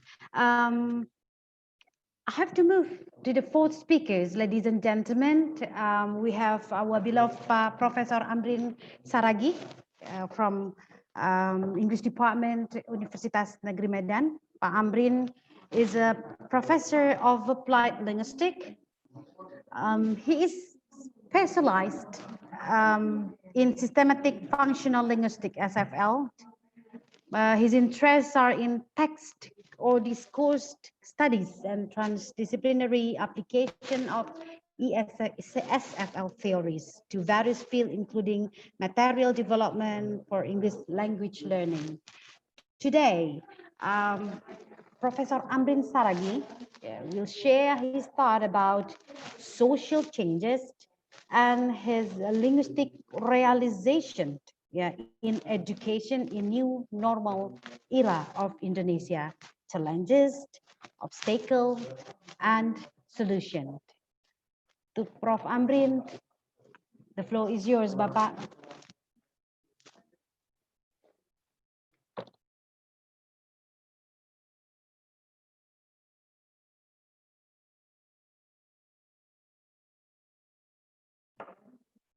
Pak Amrin, are you there, Bapak?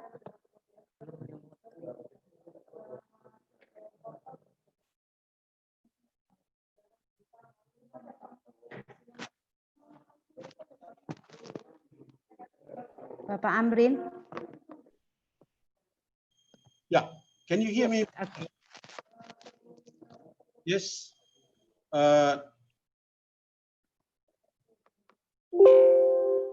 Can you see my display?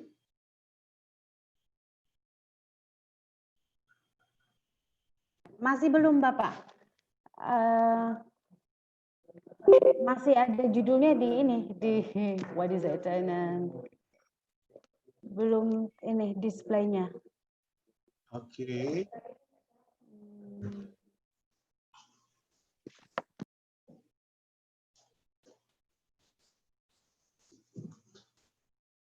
Bagaimana kalau diganti sebentar Bu Minda, karena ini ada gangguan sedikit ini di sini. Dengan saya kan ya pada yang kita ke Ibu di Thailand. Enggak. Oke.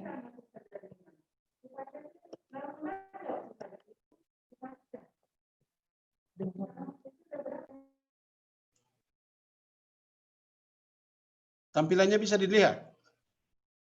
Belum, Bapak, belum. Oke, Ibu ke Thailand dulu lah, nanti saya yang belakang. Okay. Ya, kita cek ya. Ladies and gentlemen, I'm really sorry for the inconvenience. Let us move to the fifth speakers today. Ibu,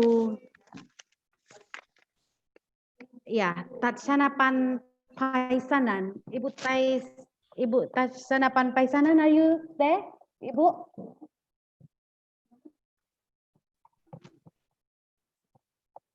Tatsanapan Paisaman, are you there?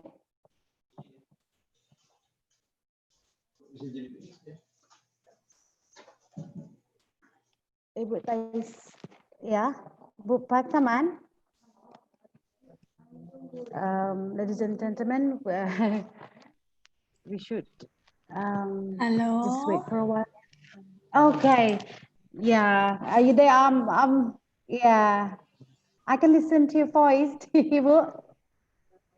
Yeah. Mr. Sanapan Paisaman. Hello? I try to open my video. Okay. Yeah. Yeah. But while you try to open your video,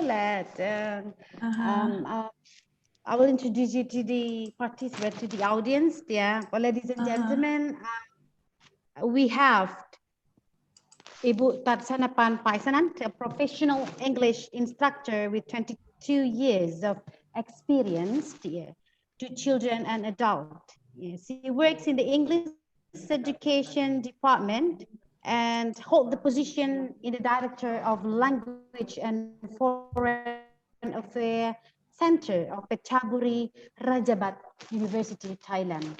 Yeah. She has experience in training both pre-service and in-service English teacher. So Ms. Tachanapan will share her idea. Could you please ask Dr. Amarin to close his chat screen? Otherwise, I can't share my screen. Okay, Bu.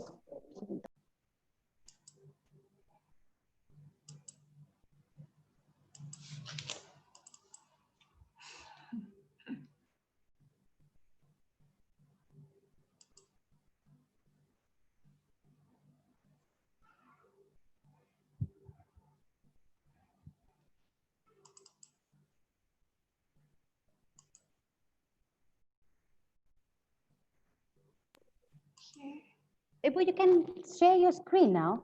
Can you do it? I'm trying. Yeah. Don't worry, we're waiting.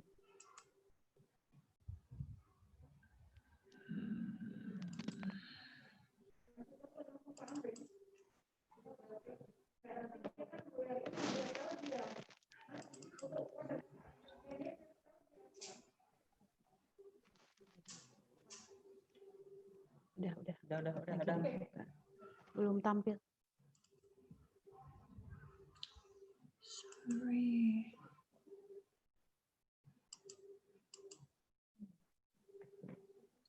Did you see my slide? Unfortunately, not yet.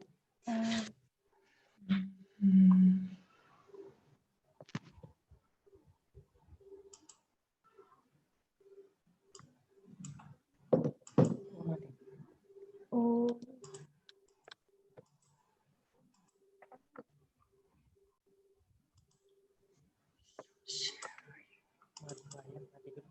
Let me try again.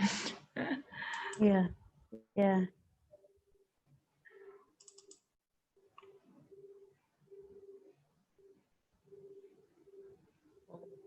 Okay. Ibu, it's there already. Perfect. Yeah. So ladies and gentlemen, let's go straight to Ibu Tatsanaman Paisanan. Yeah. Ibu, the microphone is yours.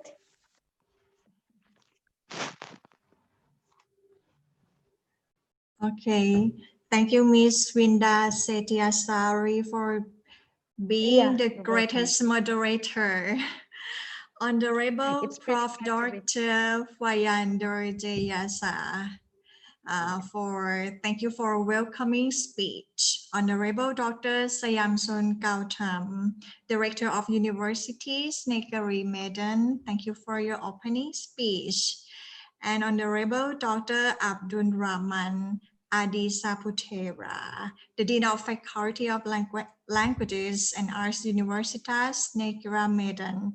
Honorable Hafazan Matsam, PhD, Deputy Vice Chancellor of Academic and Internationalization, University College of Yayasan, Papahang, Malaysia. Honorable Medheri Santosa, MS, PhD, Head of Online Learning Center, Universitas Pendidikan Ganesha, Indonesia. and Professor Amarin Sakari, PhD, Guru Besar Universitas Negeri Medan, President of Association of Language Teachers in Southeast Asia. Thank you for all the speakers of your fruitful and beneficial presentation. For me, my topic is about English language teaching in new normal era, Thai teachers and learners perspective. I'm Dr. Thasanapan Paisanan from Phetchaburi Ratchapat University, Thailand. My presentation will cover these 5 subtopics. The first one will start from new normal in Thailand.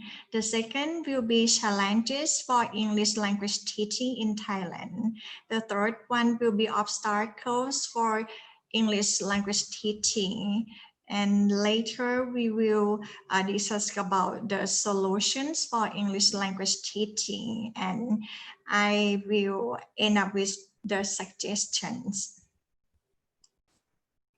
Okay, let's start from what the new normal looks like in Thailand. As you can see in the picture,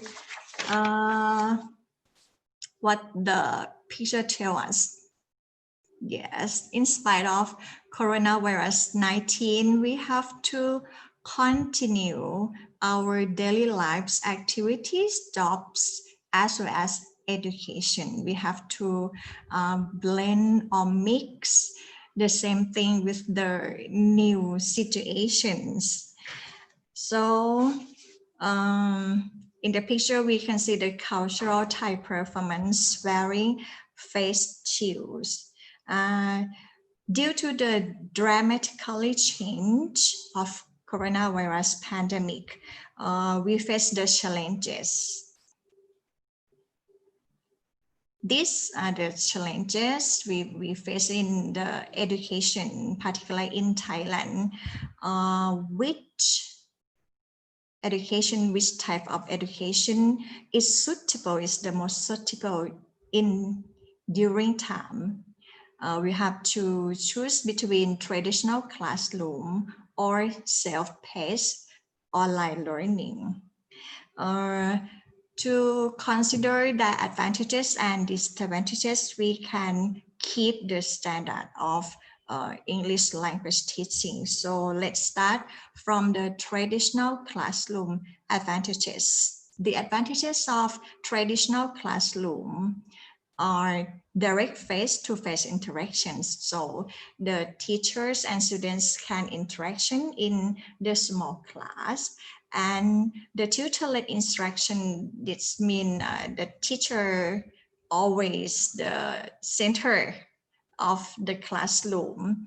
However, the students can collaborate to learn each other in the classroom also. And this is the practical or active personal experience of both teachers and students. And also the group socialization, it's the main advantage of traditional classroom. Let's see the disadvantages of traditional classroom. The first one is a limited number of students in a group. Although in Thailand we have the big class of students, however, comparing with the self-paced online learning can cover more students than the traditional classroom. The second disadvantage of traditional classroom is fixed scheduling, options, curriculum, and program. The third one, the strictly specified times of studies. The schedule is fixed and students have to attend the classroom at the specific time. And the last disadvantages of traditional classroom is operational and logistic costs. We have to spend much money to manage the classroom and to travel to go to school. However, due to the coronavirus emergency of coronavirus 19 pandemic, Thai teachers have to suddenly shift their teaching from traditional classroom to self-paced online learning with no choice. So we have to consider the advantages and disadvantages of self-paced online learning also. Advantages of self-paced online learning. The first one, flexibility in terms of time and location. So students can learn anytime, anywhere, suitable for them. And the cost effective is the student and teachers spend lower money for this online learning. And the convenient, also personalized learning experience, and they can access to any subject or information on their own space and their own pace. Let's see the disadvantages of self-paced online learning.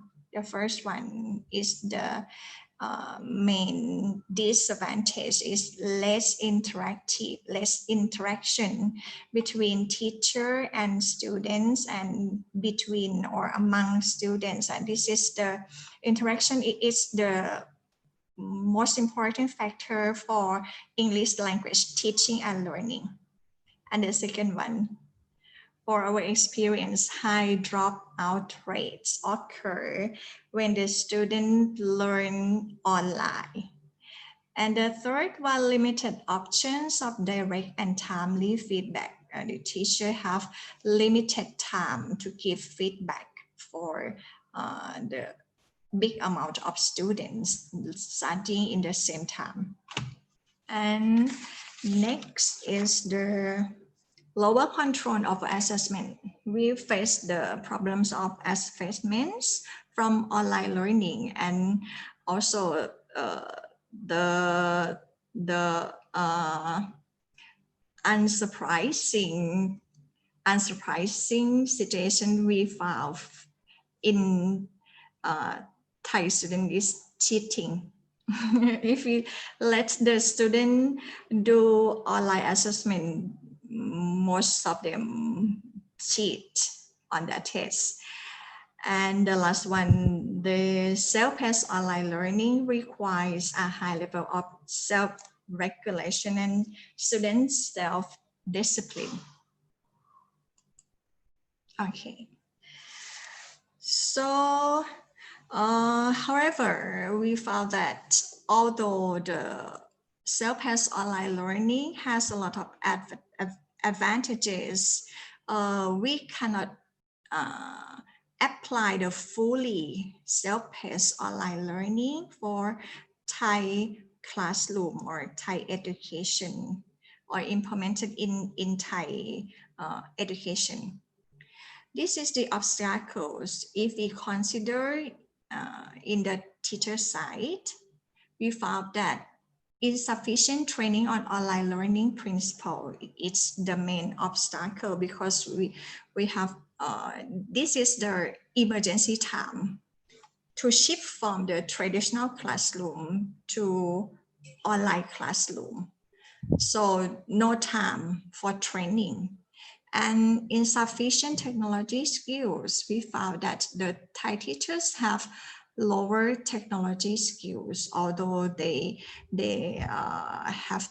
have been promoted to use technology for a long time. And higher level of workload is another important obstacles for Thai teachers, because we have a lot of work, including teaching in classroom and doing paperwork outside classroom. And this is the obstacles that we don't think it will happen, but we found this during this pandemic. It is the mismatch between teachers' beliefs and students' beliefs. That is, students' beliefs that teachers' beliefs that students ready to study online, and students have digital tools and internet connection is ready, and students believe that this is the student belief. It is difficult for them to motivate themselves for online learning, and they have the lower technology or digital tools facilities. Some students have only normal mobile phone, and they cannot use their normal mobile phones to study. They have also had the notebooks and other digital tools, and the internet connection. Internet connection is mostly found the obstacles because the student have to spend much more money for the high internet Wi-Fi package for that learning. So this is the mismatch between teachers' beliefs and students' belief. Okay, let's see the solutions. So we come to the solutions when we talk about the education. It's impossible to meet Bloom's taxonomy. So the new normal of Bloom's taxonomy apply in flipped classroom will raise as the solutions of the English language teaching during new normal era. So which level of students' ability, according to Bloom's taxonomy, should be promoted when and where? So if we consider the traditional classroom, the remembering and understanding enhance or occur inside class.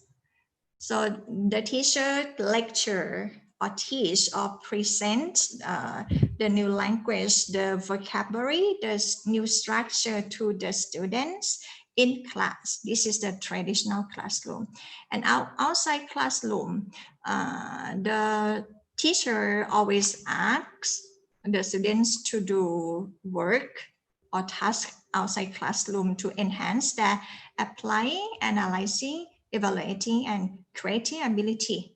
However, let's see the flipped classroom.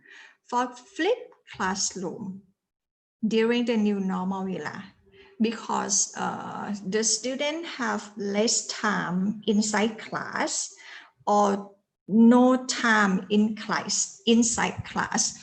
So we have to shift understanding and remembering from inside class to outside class, because the students can search or find the available information in the website through the internet use and remember, understanding, or writing by themselves. There's no need for teachers to talk or teach to or teach them so that they can learn by themselves. Anyway, the applying, analyzing, evaluating, and creating shift from outside class to inside class. This refer to the activities that students use the information outside class that they search by themselves to discuss or to create, evaluate, apply in the classroom. This is the in the classroom, but for flipped classroom, classroom may be referred to the virtual classroom, not real classroom. As I and my students, we use Facebook page together with OBS application, and we study there as a virtual classroom. We talk and we discuss and raise the issues that students can discuss in that virtual classroom. Okay, so blended teaching in practice will be the solutions of the English language teaching in Thailand. What is blended teaching? There are many types, many ways of flipping, blending, or mixing in many degrees of English language teaching. It depends on the ability of the students and teachers. Okay, this is the blended teaching in Thailand. There are many research to talk about the blending, the effectiveness of blending teaching in Thailand, particularly in the English language teaching. We can see from Amatayakun 2010, Shanyam 2013, Bandit Vitlai 2016, and Thongpun Pathanason 2020. This is the latest research I found. It's about teachers and students' perceptions on blended learning in tertiary English language course, a match. This is published in Universal Journal of Education Research. It's very currently published. And also, let's see the blended teaching in Pedagogical Rajabhat University.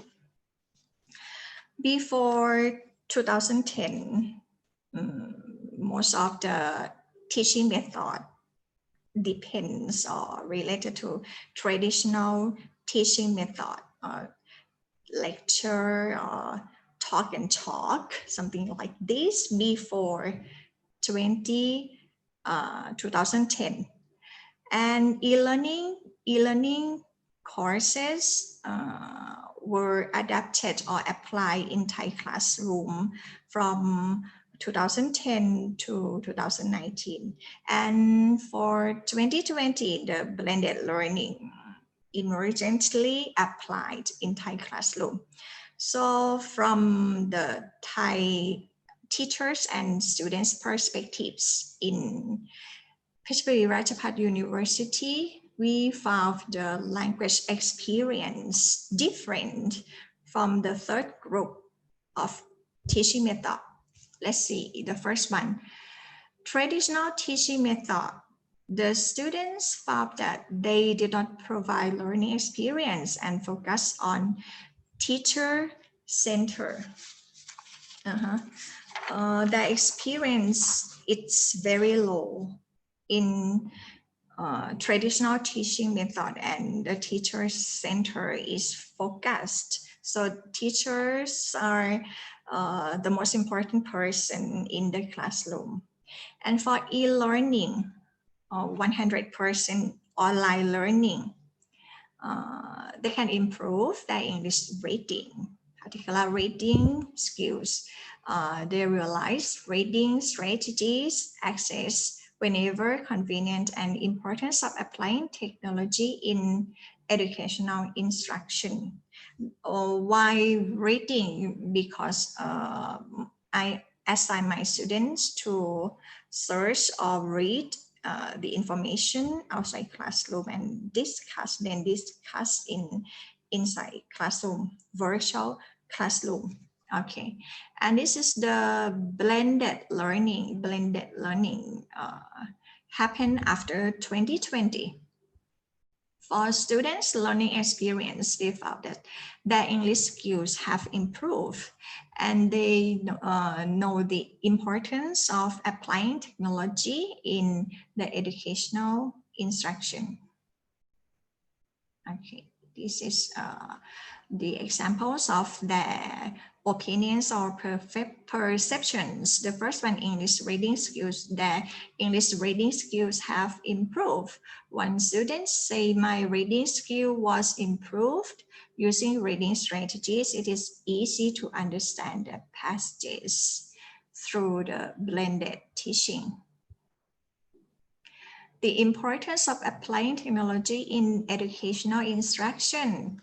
When students claim that I like another course to use technology to support the learning process. Technology is very important in education.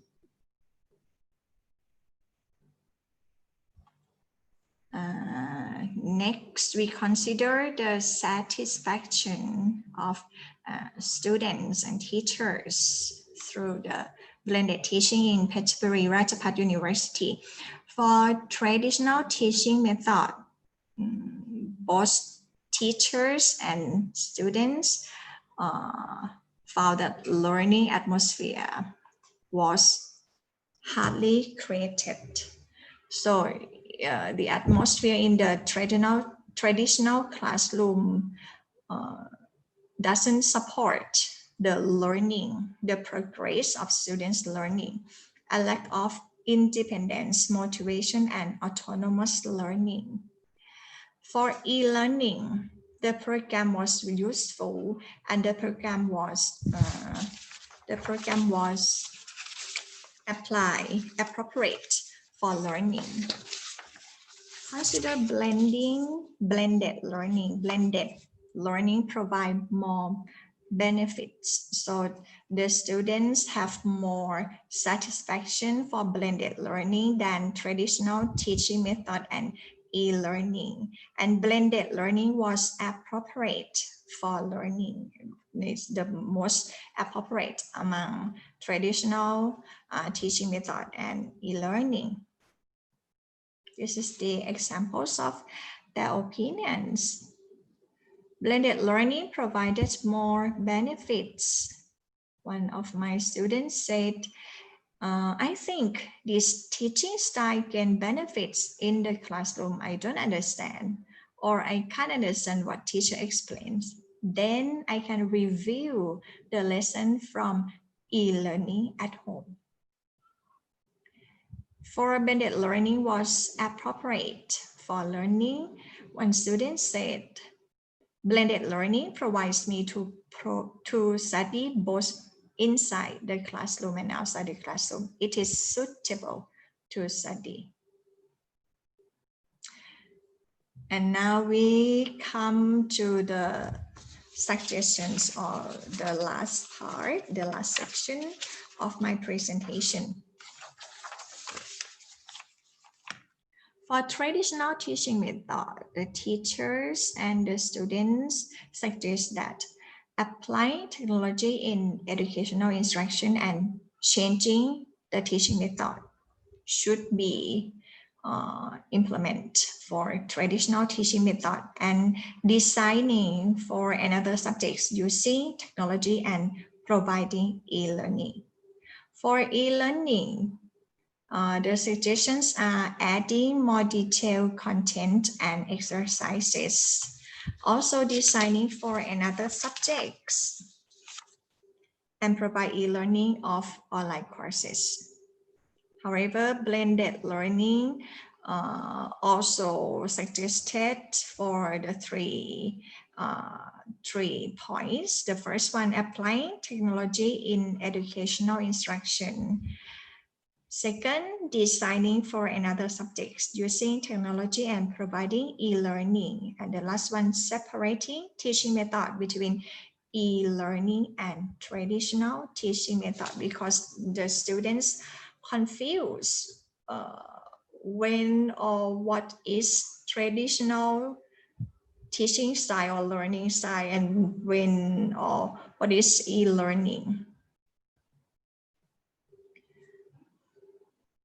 For suggestions, applying technology in educational instruction. When students said technological devices that are related to instruct should be considered importantly in education. I would like to study with colorful textbook if there is not e-learning program. I think it will motivate the students to study. And designing for other subjects using technology and providing e-learning. One student expressed their opinion that it is more benefits learning with technology than learning with traditional way. The third suggestion, separating teaching methods between e-learning and traditional teaching. One student said that I felt confused to study with blended learning because I have to study in classroom with formal teaching style, and then I have to access the program to study online. I sometimes forget to access the program. This made lost the points in that lessons. Teachers should select only one teaching method. So this is the other suggestions from Thai students. And thank you very much for your attention. Hopefully my presentation will be fruitful and beneficial for all listeners. Thank you very much. Okay. Yeah. Thank you very much, Ibu Tatsnapan Paisanan, yeah, for the meaningful discussion today.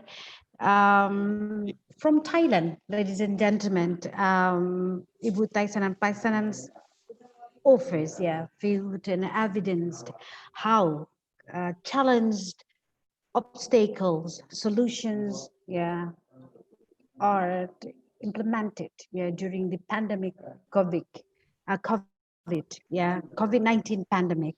Ibu Paisanan clarifies how, yeah, traditional classroom, yeah, which is shifted to pace online learning becomes the challenge, yeah. And she also clarifies the obstacle, yeah, in which one of them is the mismatched point of view between teachers and students.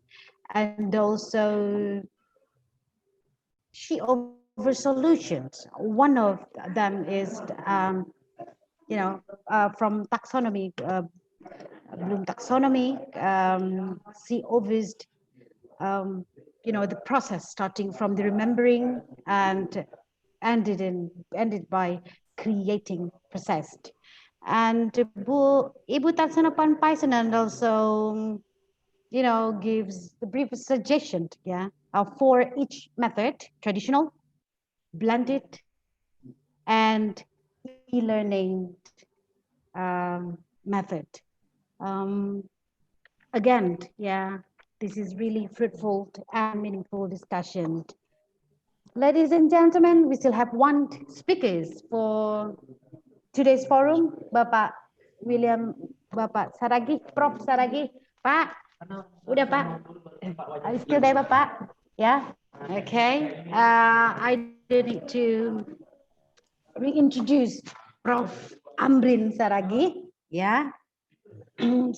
But today, yeah, he will shed a light on the topic social changes and its linguistic realization in education in new normal era of Indonesia, challenge, obstacle, and solution. Pak Prof. Amrin Saragi, the floor is yours. Thank you very much, Bu Minda. Good morning, Honorable Rector of Universitas Negeri Medan, Dr. Samsul Gultom, the Dean of Faculty of Languages and Art, and panelists and attendees from Indonesia, Malaysia, and Thailand. It is of interest to talk about these situations, COVID-19 in relation to educational context in Indonesia. And I tend to be more qualitative in my discussions about these topics then. In the context of COVID-19 spread containment, strong measures and rules have been taken for lockdown or quarantine, physical and social distancing. The case of COVID in Indonesia was firstly identified on March the 2nd, 2020, when the Minister of Transportation got infected by the viruses. 2 weeks later, after that, on the 16th of March, 2020, in almost all schools and universities in Indonesia, conventional classroom or activities, and all related aspects were changed to virtual or online classes and lectures. The effects of COVID-19 spread containment on education were seen in changes realized in at least 6 aspects. One is virtual class or lectures, learning from home, dependence on ICT devices or equipment, and change in systems and quality of education, social and physical distancing, an imperative for face mask wearing and hand washing. Now, I'll look at this social context as the social context of situations in COVID-19.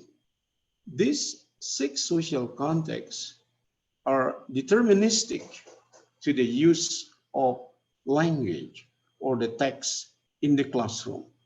And I will look at the change with respect to theories of linguistics and specifically that of systemic functional linguistics. But first, let me elaborate things related to the social context, which becomes obstacle to the educational operations in Indonesia. The disruptive pandemic COVID-19 has changed educational practices in Indonesia.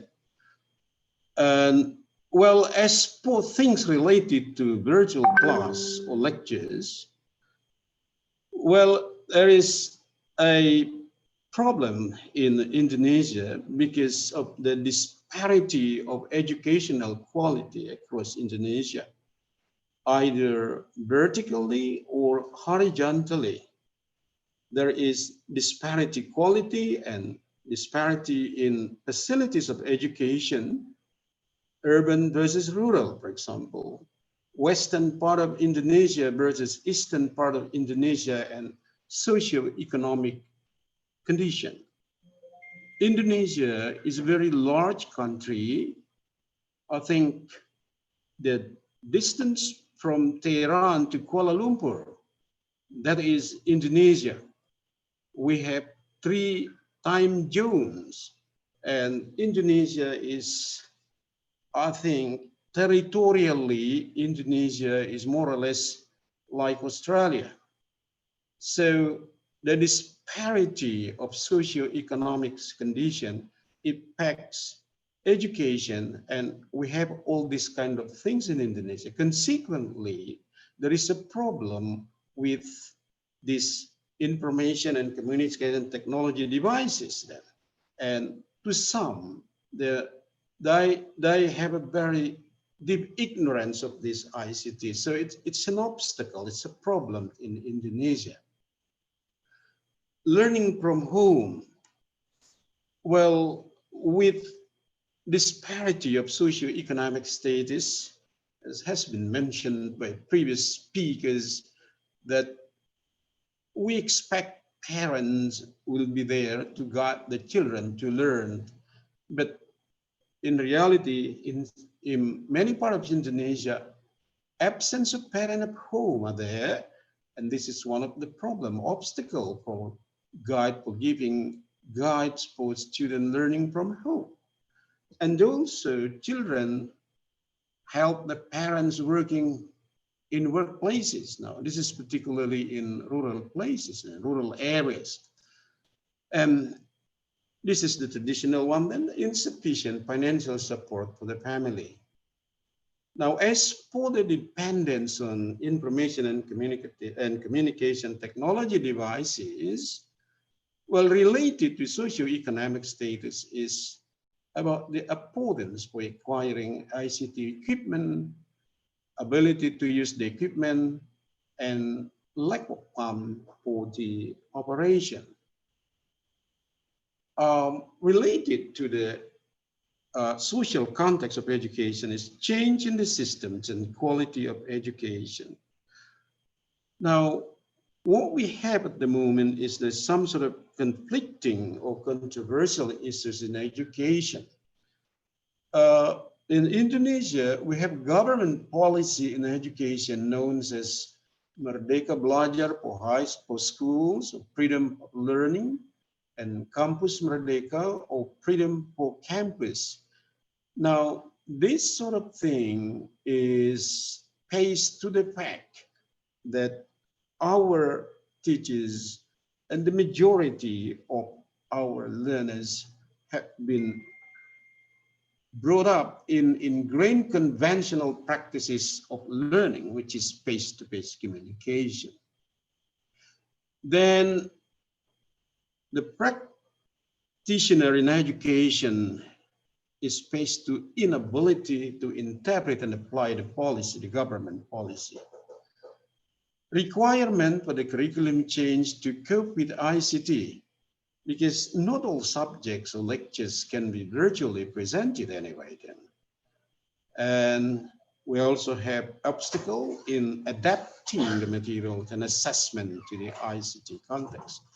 And at the moment, it appears to learners that online lectures mean huge assignment to them, more work than conventional one. And well, practically in our present situations in Indonesia, it's very difficult for us to monitor the learner's activity with video or, for example, and also sort of cultural aspects. Some issues or aspects preferably openly discussed with reference to our culture there. Now, social distancing, this also becomes an issue. Now, I just want to show how social distance is really different from physical difference. What matters to the spread of COVID-19 is physical distance rather than social distance. As for social distance, the distance is really abstract and independent of spatial, temporal, and emotional factors. For example, relation between lovers, president and citizens, governor and farmer, husband and wife, these sort of things are at social distance then. Whereas physical distance, this kind of distance which is concrete and dependent on spatial, temporal, and emotional factors. Social distance can be very close, but physical distance can be very far. For example, the distance between lovers or husband and wife is very close anyway, but physically it can be far. For example, the lovers in Jakarta and the other one in Kuala Lumpur. Second possibility is social distance is far, but physical distance close. For example, relation between governor and farmers, of course, presidents and citizens. Social distance is far.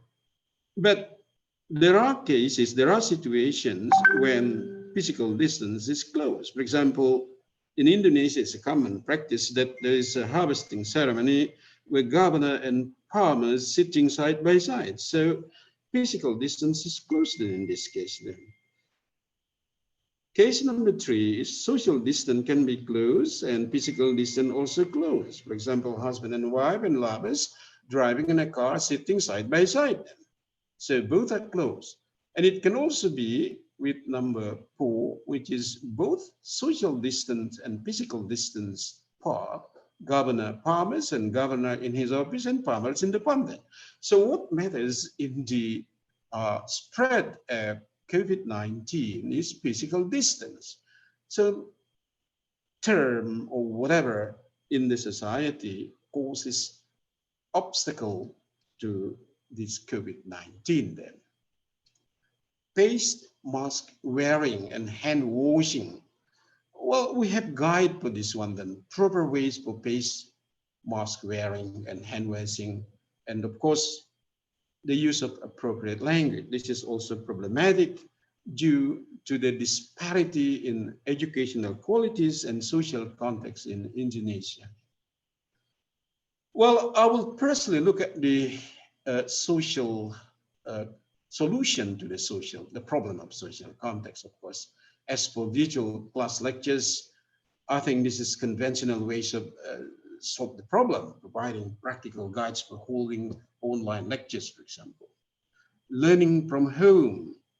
Now, this is mostly dependent on parents. So, well, the solution to this is arousing parents' awareness for children's welfare by involving government officials, and also by involving community development support them. As for dependence on ICT devices, well, one potential solution is by providing practical use of ICT equipment or devices for learners, teachers, and parents, and also fund support from the government. For the rest of the solution, I have put in here, and you can read it on display, for change in systems and quality of education. Well, as the previous panel suggests, we expect that we have inspiring and interesting learning activities in virtual classes and less burden for assignment. And also we develop monitoring and evaluation technique and proportional use of virtual and conventional classroom, because we cannot avoid this conventional classroom with tight health and safety protocols, of course. Well, related to distance, I think terms related to COVID-19 should be clearly defined by using simple text and by providing example then. And also same thing with face mask wearing and hand raise. Now, let me move on to the linguistic realization. The previous things I discussed is related to the social context. Now, this social context form constructs semiotic with the social context. In other words, the social context and text form binary relation or circular relation, rather, well, that's what we call constructual semiotics then. The COVID-19 has changed our social context to new norms of living with at least three main features: hand washing, face mask wearing, and physical distances. Then the new norms of living, safe and healthy life, have been vectored on various aspects of life, including educational practices. Now, here it is. In the conventional classroom for face-to-face communication, let me give a specific example. In the case of Indonesia, we normally say, "Selamat pagi" or "Good morning." But now, at least, you will add spatial aspects in there, because your virtual class cover a large area. Rather than saying just "good morning" or "selamat pagi," you will be saying "selamat pagi waktu Medan." So there's some change into the spatial aspects there. So the space, because you know, our virtual class or online lectures cover large areas of Indonesia. Then you need to specify what sort of morning are you talking about then. Secondly, this is how you check the class. So in the terms of speech function of question to be statement. For example, who is absent today? Siapa yang tidak hadir hari ini? Now, that is change. Rather than question, you state that in statement. So speech function of questions change into speech function of statement. Baru saja 35 hari di daftar. Now we are having 35 learners in the participant list. That's how you check the class now then. Unmarked simple team and marked simple team or marked multiple team.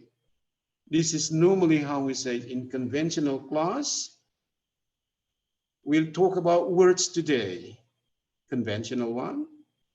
This is the change.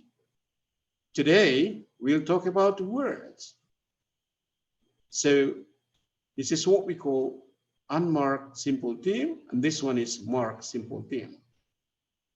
Then there's a change from direct versus indirect orientation. Pay attention. This is the common expression by teachers in conventional classroom. Perhatian, pay attention. But now, aktifkan atau hidupkan video. Turn your video on. So rather than have direct, then you have indirect orientation. Now, how do you put order? This is normally, you say in Bahasa Indonesia, suara, jangan ribut, keep silent.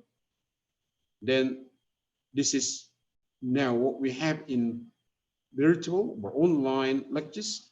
Nonaktifkan, matikan mic-nya itu. Nonaktifkan audionya. Turn your audio or microphone off. Careful environment, normally coded by speech function of command. Now what we have is question. Lihat apakah ada sampah di dekatmu. So the meaning is take rubbish around you to the bin. And here it is how we have now. Sudah cuci tangan, pakai masker dan jaga jarak. So some sort of change from command to questions.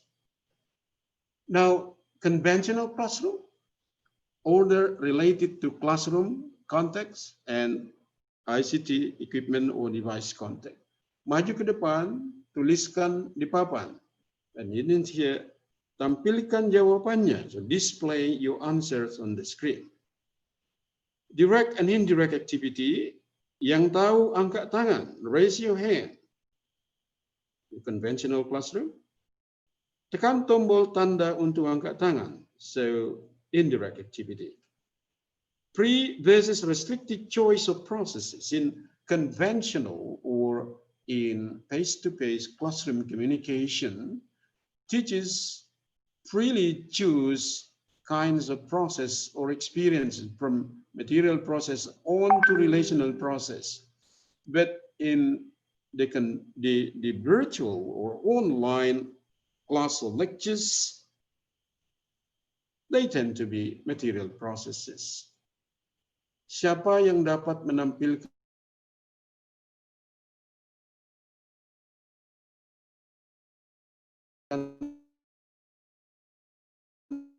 isi buku itu? And gradual versus sudden class ending. Sampai di sini kuliah kita. Then you say kita akhiri kelas dengan menekan tombol leaving. This kind of thing. Then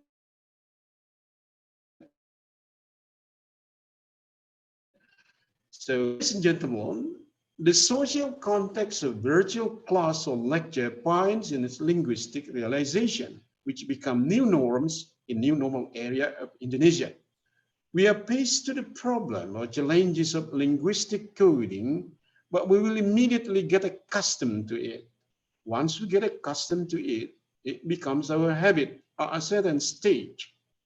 However, there will be potential changes and so forth as life is constantly changing. That's all my presentations. Thank you very much for your attention.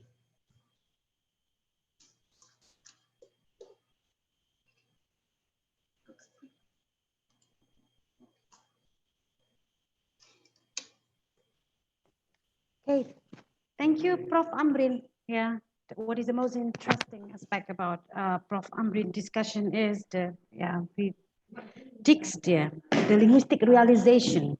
Yeah, as caused of pandemic, COVID-19 pandemic. Prof. Amrin clarifies the challenge in the practice of education, and he also mentions about the effect, of this pandemic, which spread the containment on education. We're seeing changes, and also the absence of parents at home.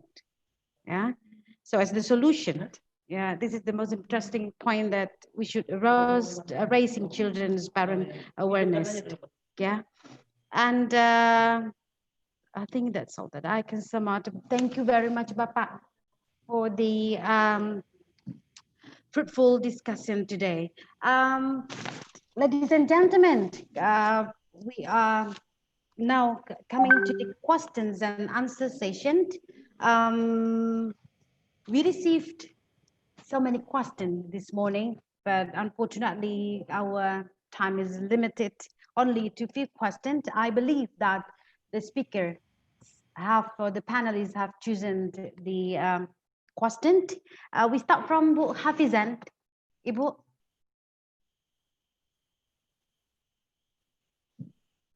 Ya, saya dengar. Ya.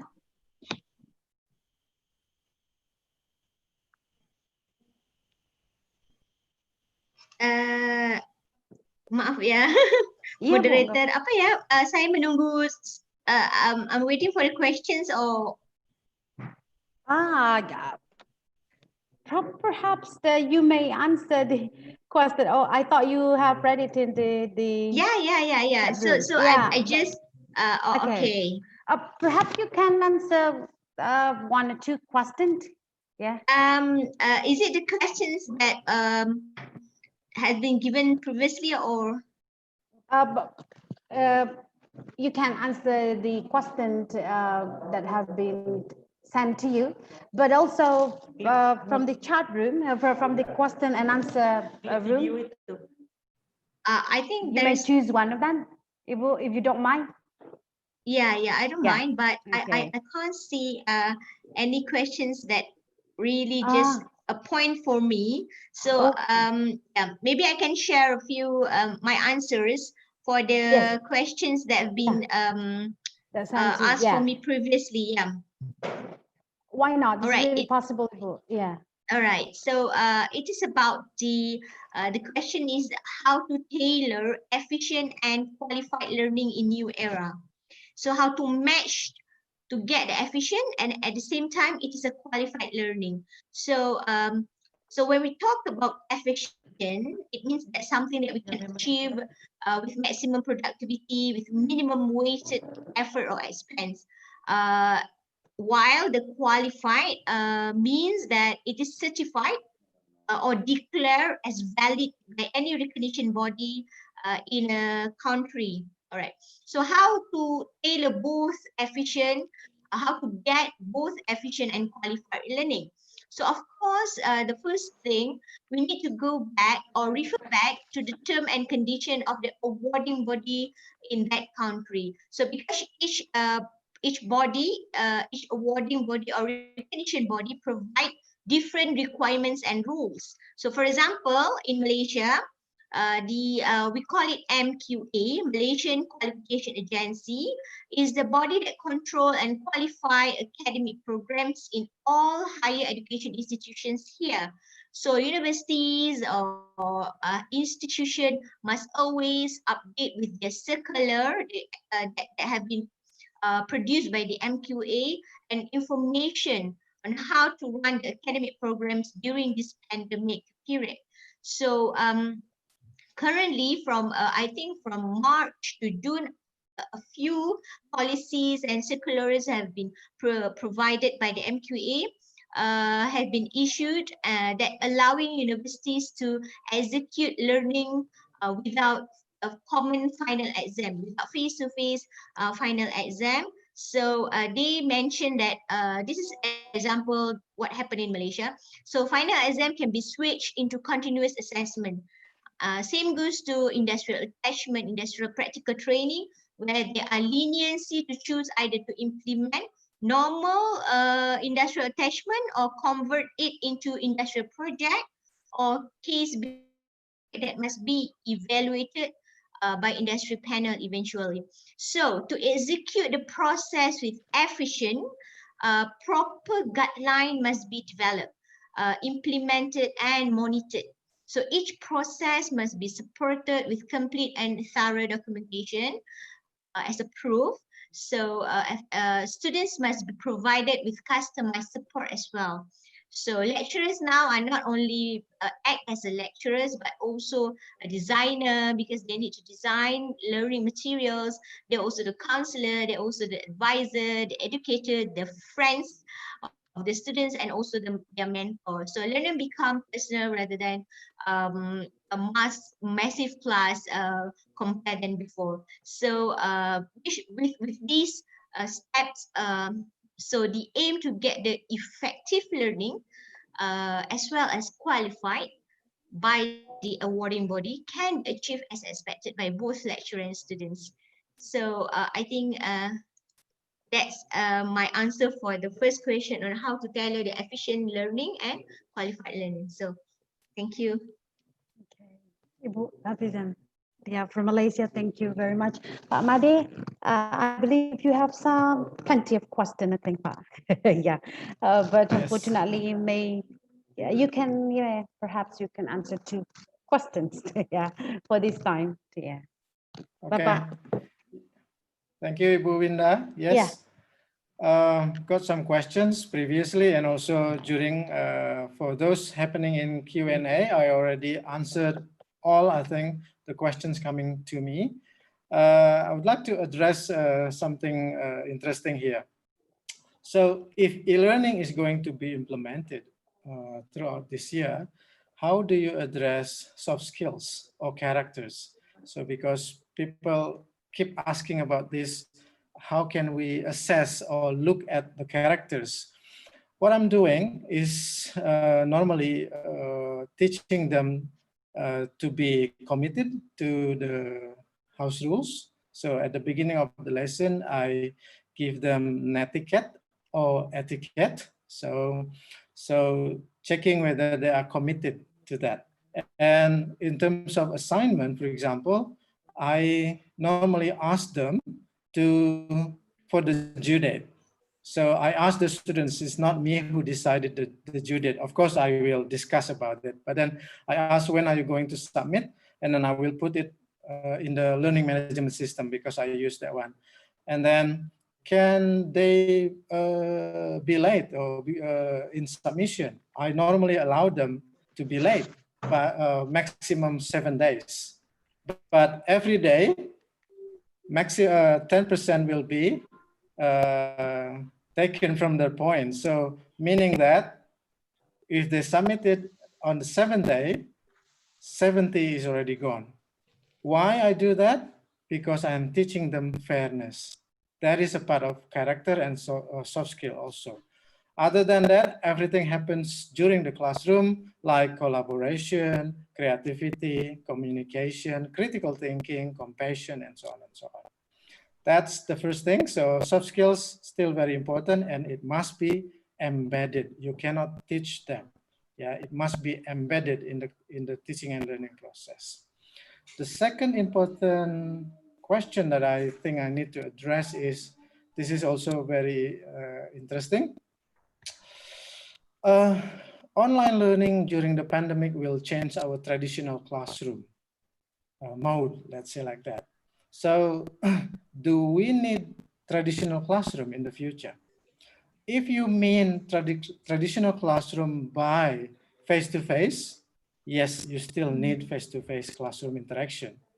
But if you mean that the traditional classroom is shifting the teacher-centeredness into student-centeredness, then we don't need that kind of traditional classroom anymore.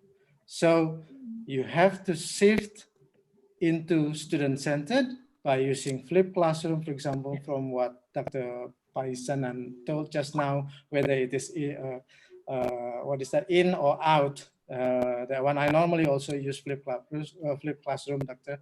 But now flipped classroom cannot be done inside the classroom wall, but still within the online classroom, online platform.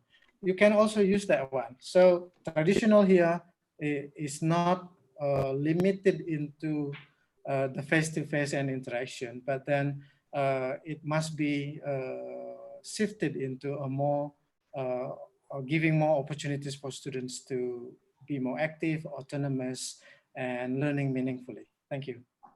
Okay, thank you, Bapak. Miss Tai, silakan ke sana. Ya, Ibu Faisan, I believe, yeah, you have some questions. Yeah, a few participants. Yeah, as a question directed to. Yeah. For me, I like to answer the question number 9. Yeah. Is it possible to implement teaching and learning process in new normal era? My answer is it's possible, but how to how to implement the process appropriately for our students. It depends on the teachers and students themselves. As Honorable Made Harsi Santosa referred about me about the flipped classroom I talk. I like to say that online learning or blended learning, it's the sub method of the flipped classroom, because we can flip any way, any degree, 100% flipped or part of them flipped. So it depends on the teacher, students, and the context. And for the process that I mentioned, for the new normal of Bloom's taxonomy application, so the lower level should be implemented outside, and the higher level of students' ability should be implemented inside classroom. And however, inside classroom, it doesn't mean the real classroom. It can be means the virtual classroom, that students and teachers meet in the virtual classroom the same way as the real classroom.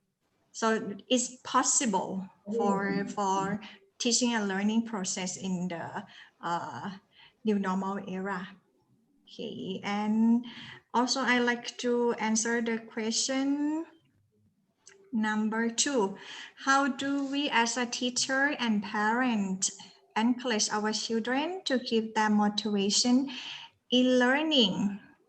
I like to share my possible answer. Is the most important to motivate our students or children motivation. It's to provide them immediate and positive facilitation and feedback.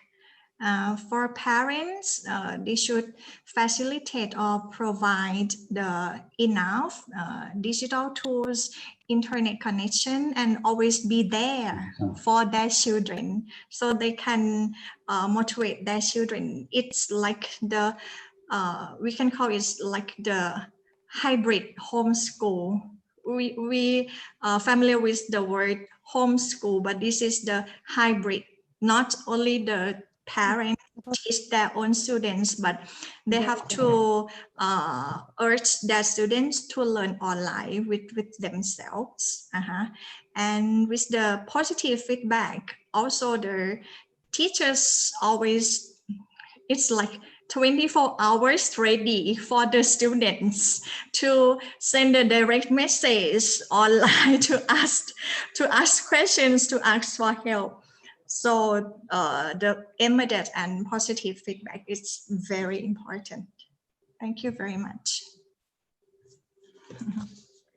Thank you so much. Yeah. Pak Amrin, I see there, Pak. Prof. Amrin. Prof. Amrin. Prof. Amrin. Yes. Yes. Okay. Bapak. Yes, as a question, I think it's rather a comment that I would like to give comment to. We are losing the sense of interpersonal in our teaching, so learning activities, quite formal. I don't think so, because once there is some sort of interaction, that means there is interpersonal relation. And this is the door to the soft skill, if you like then. So let me put in any communications, in any interaction, someone is making a statement, raising a questions, making an offer, and staging a command. These sort of things are interpersonal relation, or if you like, interpersonal functions. Then another point in any interactions, either in face-to-face communications or online communications, we have what we call modality or appraisal. These kind of things are like, like um, related to interpersonal function. So in our case, in Bahasa Indonesia, because our Bahasa Indonesia is contextually determined, the meaning is contextually determined anyway. And so once you can code interpersonal meaning by prosody or language. So the question, apakah dia benar? Then you answer benar, benar, benar, benar sekali. These are all interpersonal relations. So we never quit with interpersonal function once there is interactions or communication between two persons. It's built in within communications. So soft skill, one of the door to soft skill is the interpersonal functions of languages, linguistically determined. You know? If you like, I can say that this interpersonal meaning is just like Niwon or Ajinomoto to give flavor. It's kind of flavor. So once you give a flavor to your expression, in that case, you are having interpersonal relations then, and it's there. So in some languages, for example, in Japanese, if you say enak, that's common one then, enak. But when you say buena, it has some sort of flavor. This kind of flavor is what we call interpersonal relations. So now, even through online lectures of class, we never quit interpersonal relation or interpersonal function. It's there. It's the door to one of the soft skills. That's my comment to one of the question given by our participant. Thank you very much, Ibu. Okay. Thank you very much, Bapak. And to all the panelists there, thank you very much for the presentations and for the answer.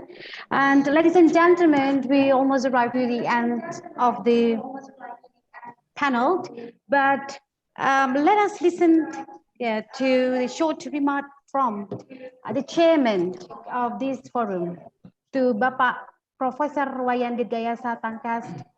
The microphone is yours, Bapak. Thank you for the chance, Ibu Winda. Okay, ladies and gentlemen.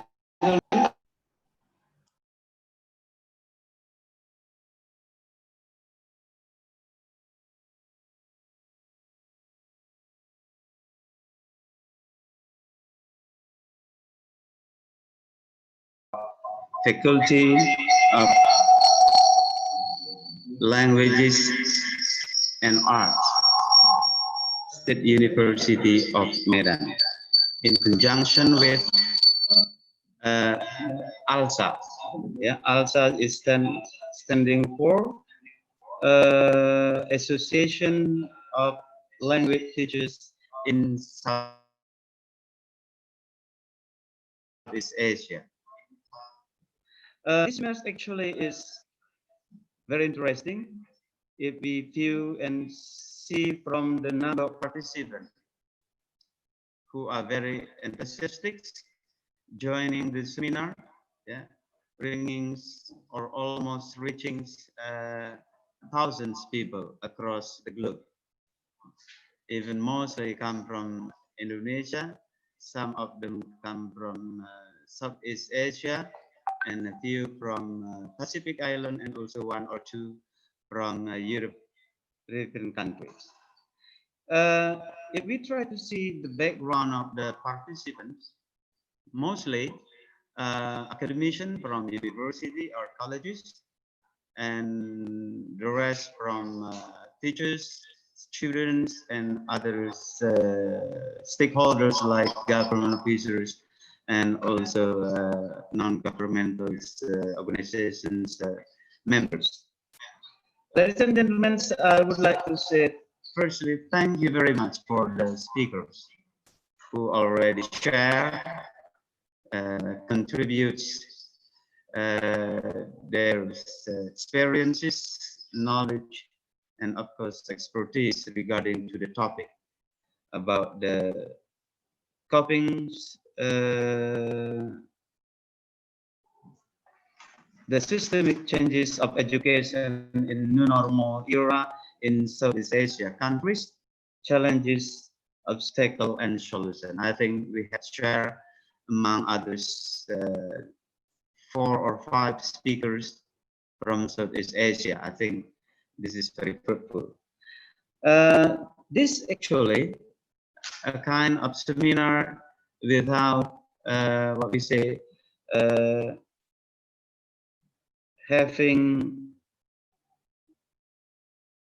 involving many people, I mean. Yeah.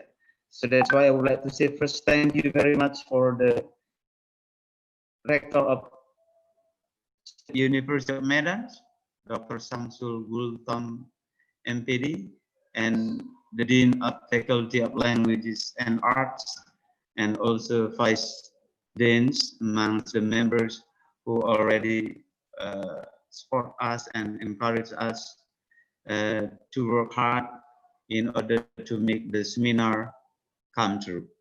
And the last thing I would like to say again for the participants across the globe that have already joined the seminar from the beginning, from the 9 o'clock, I mean, till the end of the session. It's almost 12 o'clock Jakarta time. Hopefully, this seminar give us even a little bit, but it is something new, something unique, something meaningful for the 5 experienced speakers from Southeast Asia. Okay, the last thing I want to say thank you again, and we will meet in another moment, in another time, and thank you, and see you, and have a nice day. Thank you. So thank you, ladies and gentlemen. That was the chairman of this international webinar. And to close this forum officially, let me invite the second vice dean of Faculty of Language and Art, Ibu Dr. Masito Warni Siregar, MED. To Ibu, time is yours. Thank you, Indah. Assalamualaikum warahmatullahi wabarakatuh. Waalaikumsalam warahmatullahi wabarakatuh. Good day, all invited speakers and all participants.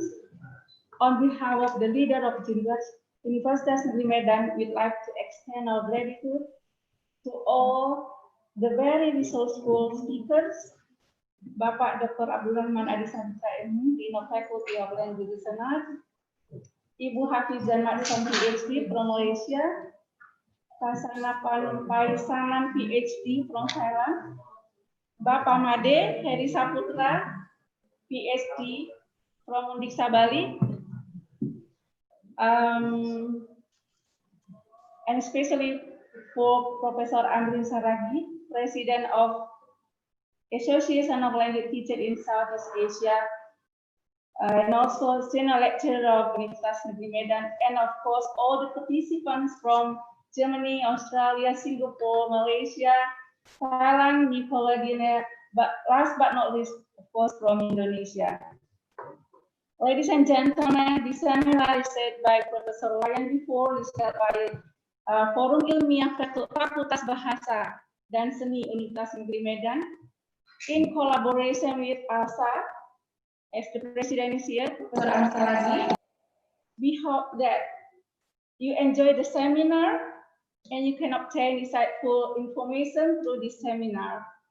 Thank you very much for your participation. See you in the next seminar. Assalamualaikum warahmatullahi wabarakatuh.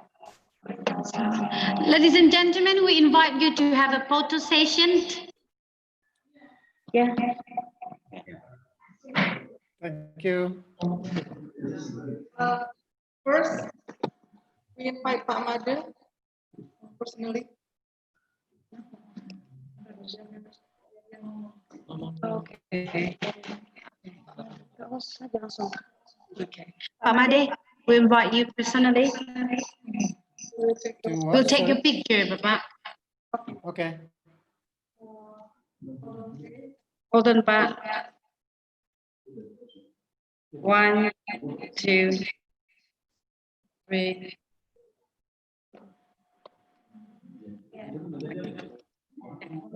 2, 3. Okay, Bapak, yeah, can you give a few words of closing remarks for us? Bapak, Pak Made, Harry, can you give your closing remark? Oh, yeah, okay. Few words. Thank you. Thank you for the offer. So I think this forum is a very good initiative for all of us in the Southeast Asian context. We can learn from each other. We can learn from different settings and contexts on how to deal with and cope with this new normal together. And hopefully what we share today will bring insights and fruitful concepts and discussions to you to be implemented in each of your contexts. And remember to reflect whatever you've got there and try to share with the world. So thank you very much for the committee also for inviting us. And I hope that everyone stays safe and keep it up for until the end of the year for today. Yeah, thank you very much. Yes. Thank you. Ibu Hafiz, Yeah.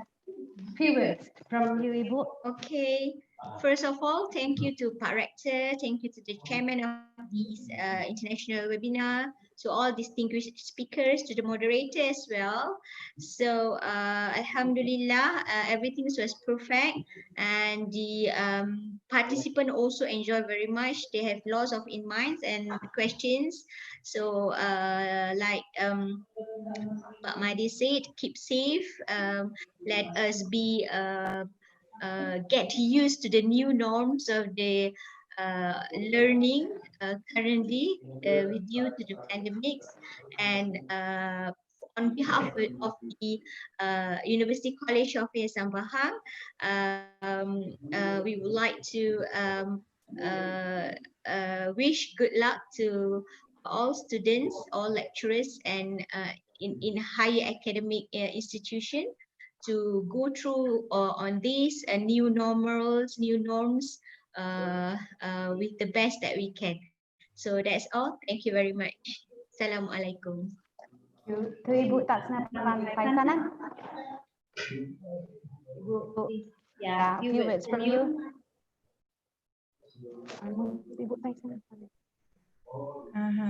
First of all, I'd like to thank the committee for invitation, for your great invitation for me to attend the great opportunity to share the experiences during the webinar.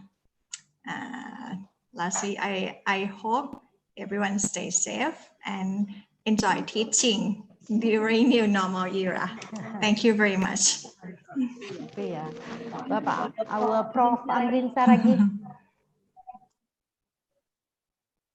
I just want to express my great thanks to the committee and to the Pak Rector of Universitas Negeri Medan, Dr. Samsul Gultom, for the great occasion for us to talk about the current situation in Southeast Asia. will get accustomed to the new norms rather than to the new normals. So I think what is Ibu from Malaysia says just now, just to my point, new norms, and we get accustomed for the time being before another new things change them. So thank you very much once again, and I think I really enjoy these great opportunities to share our ideas. Thank you very much. Okay, so ladies and gentlemen, for the last moment, let us have a photo session. The operator. Yeah, foto semua ya. Yeah, we will unmute you.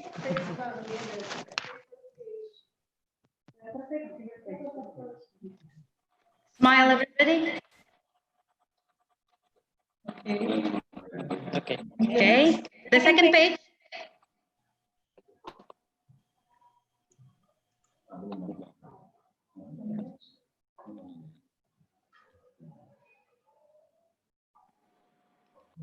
Mana page-nya? Ada lagi?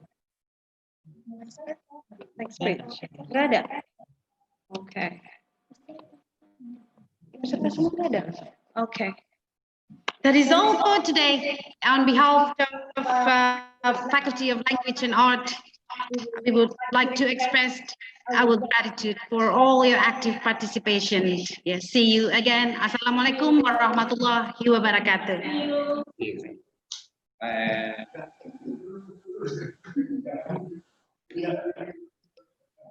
Thank you everyone, Ibu Bapak, Pak Rektor. Siang. Thank you.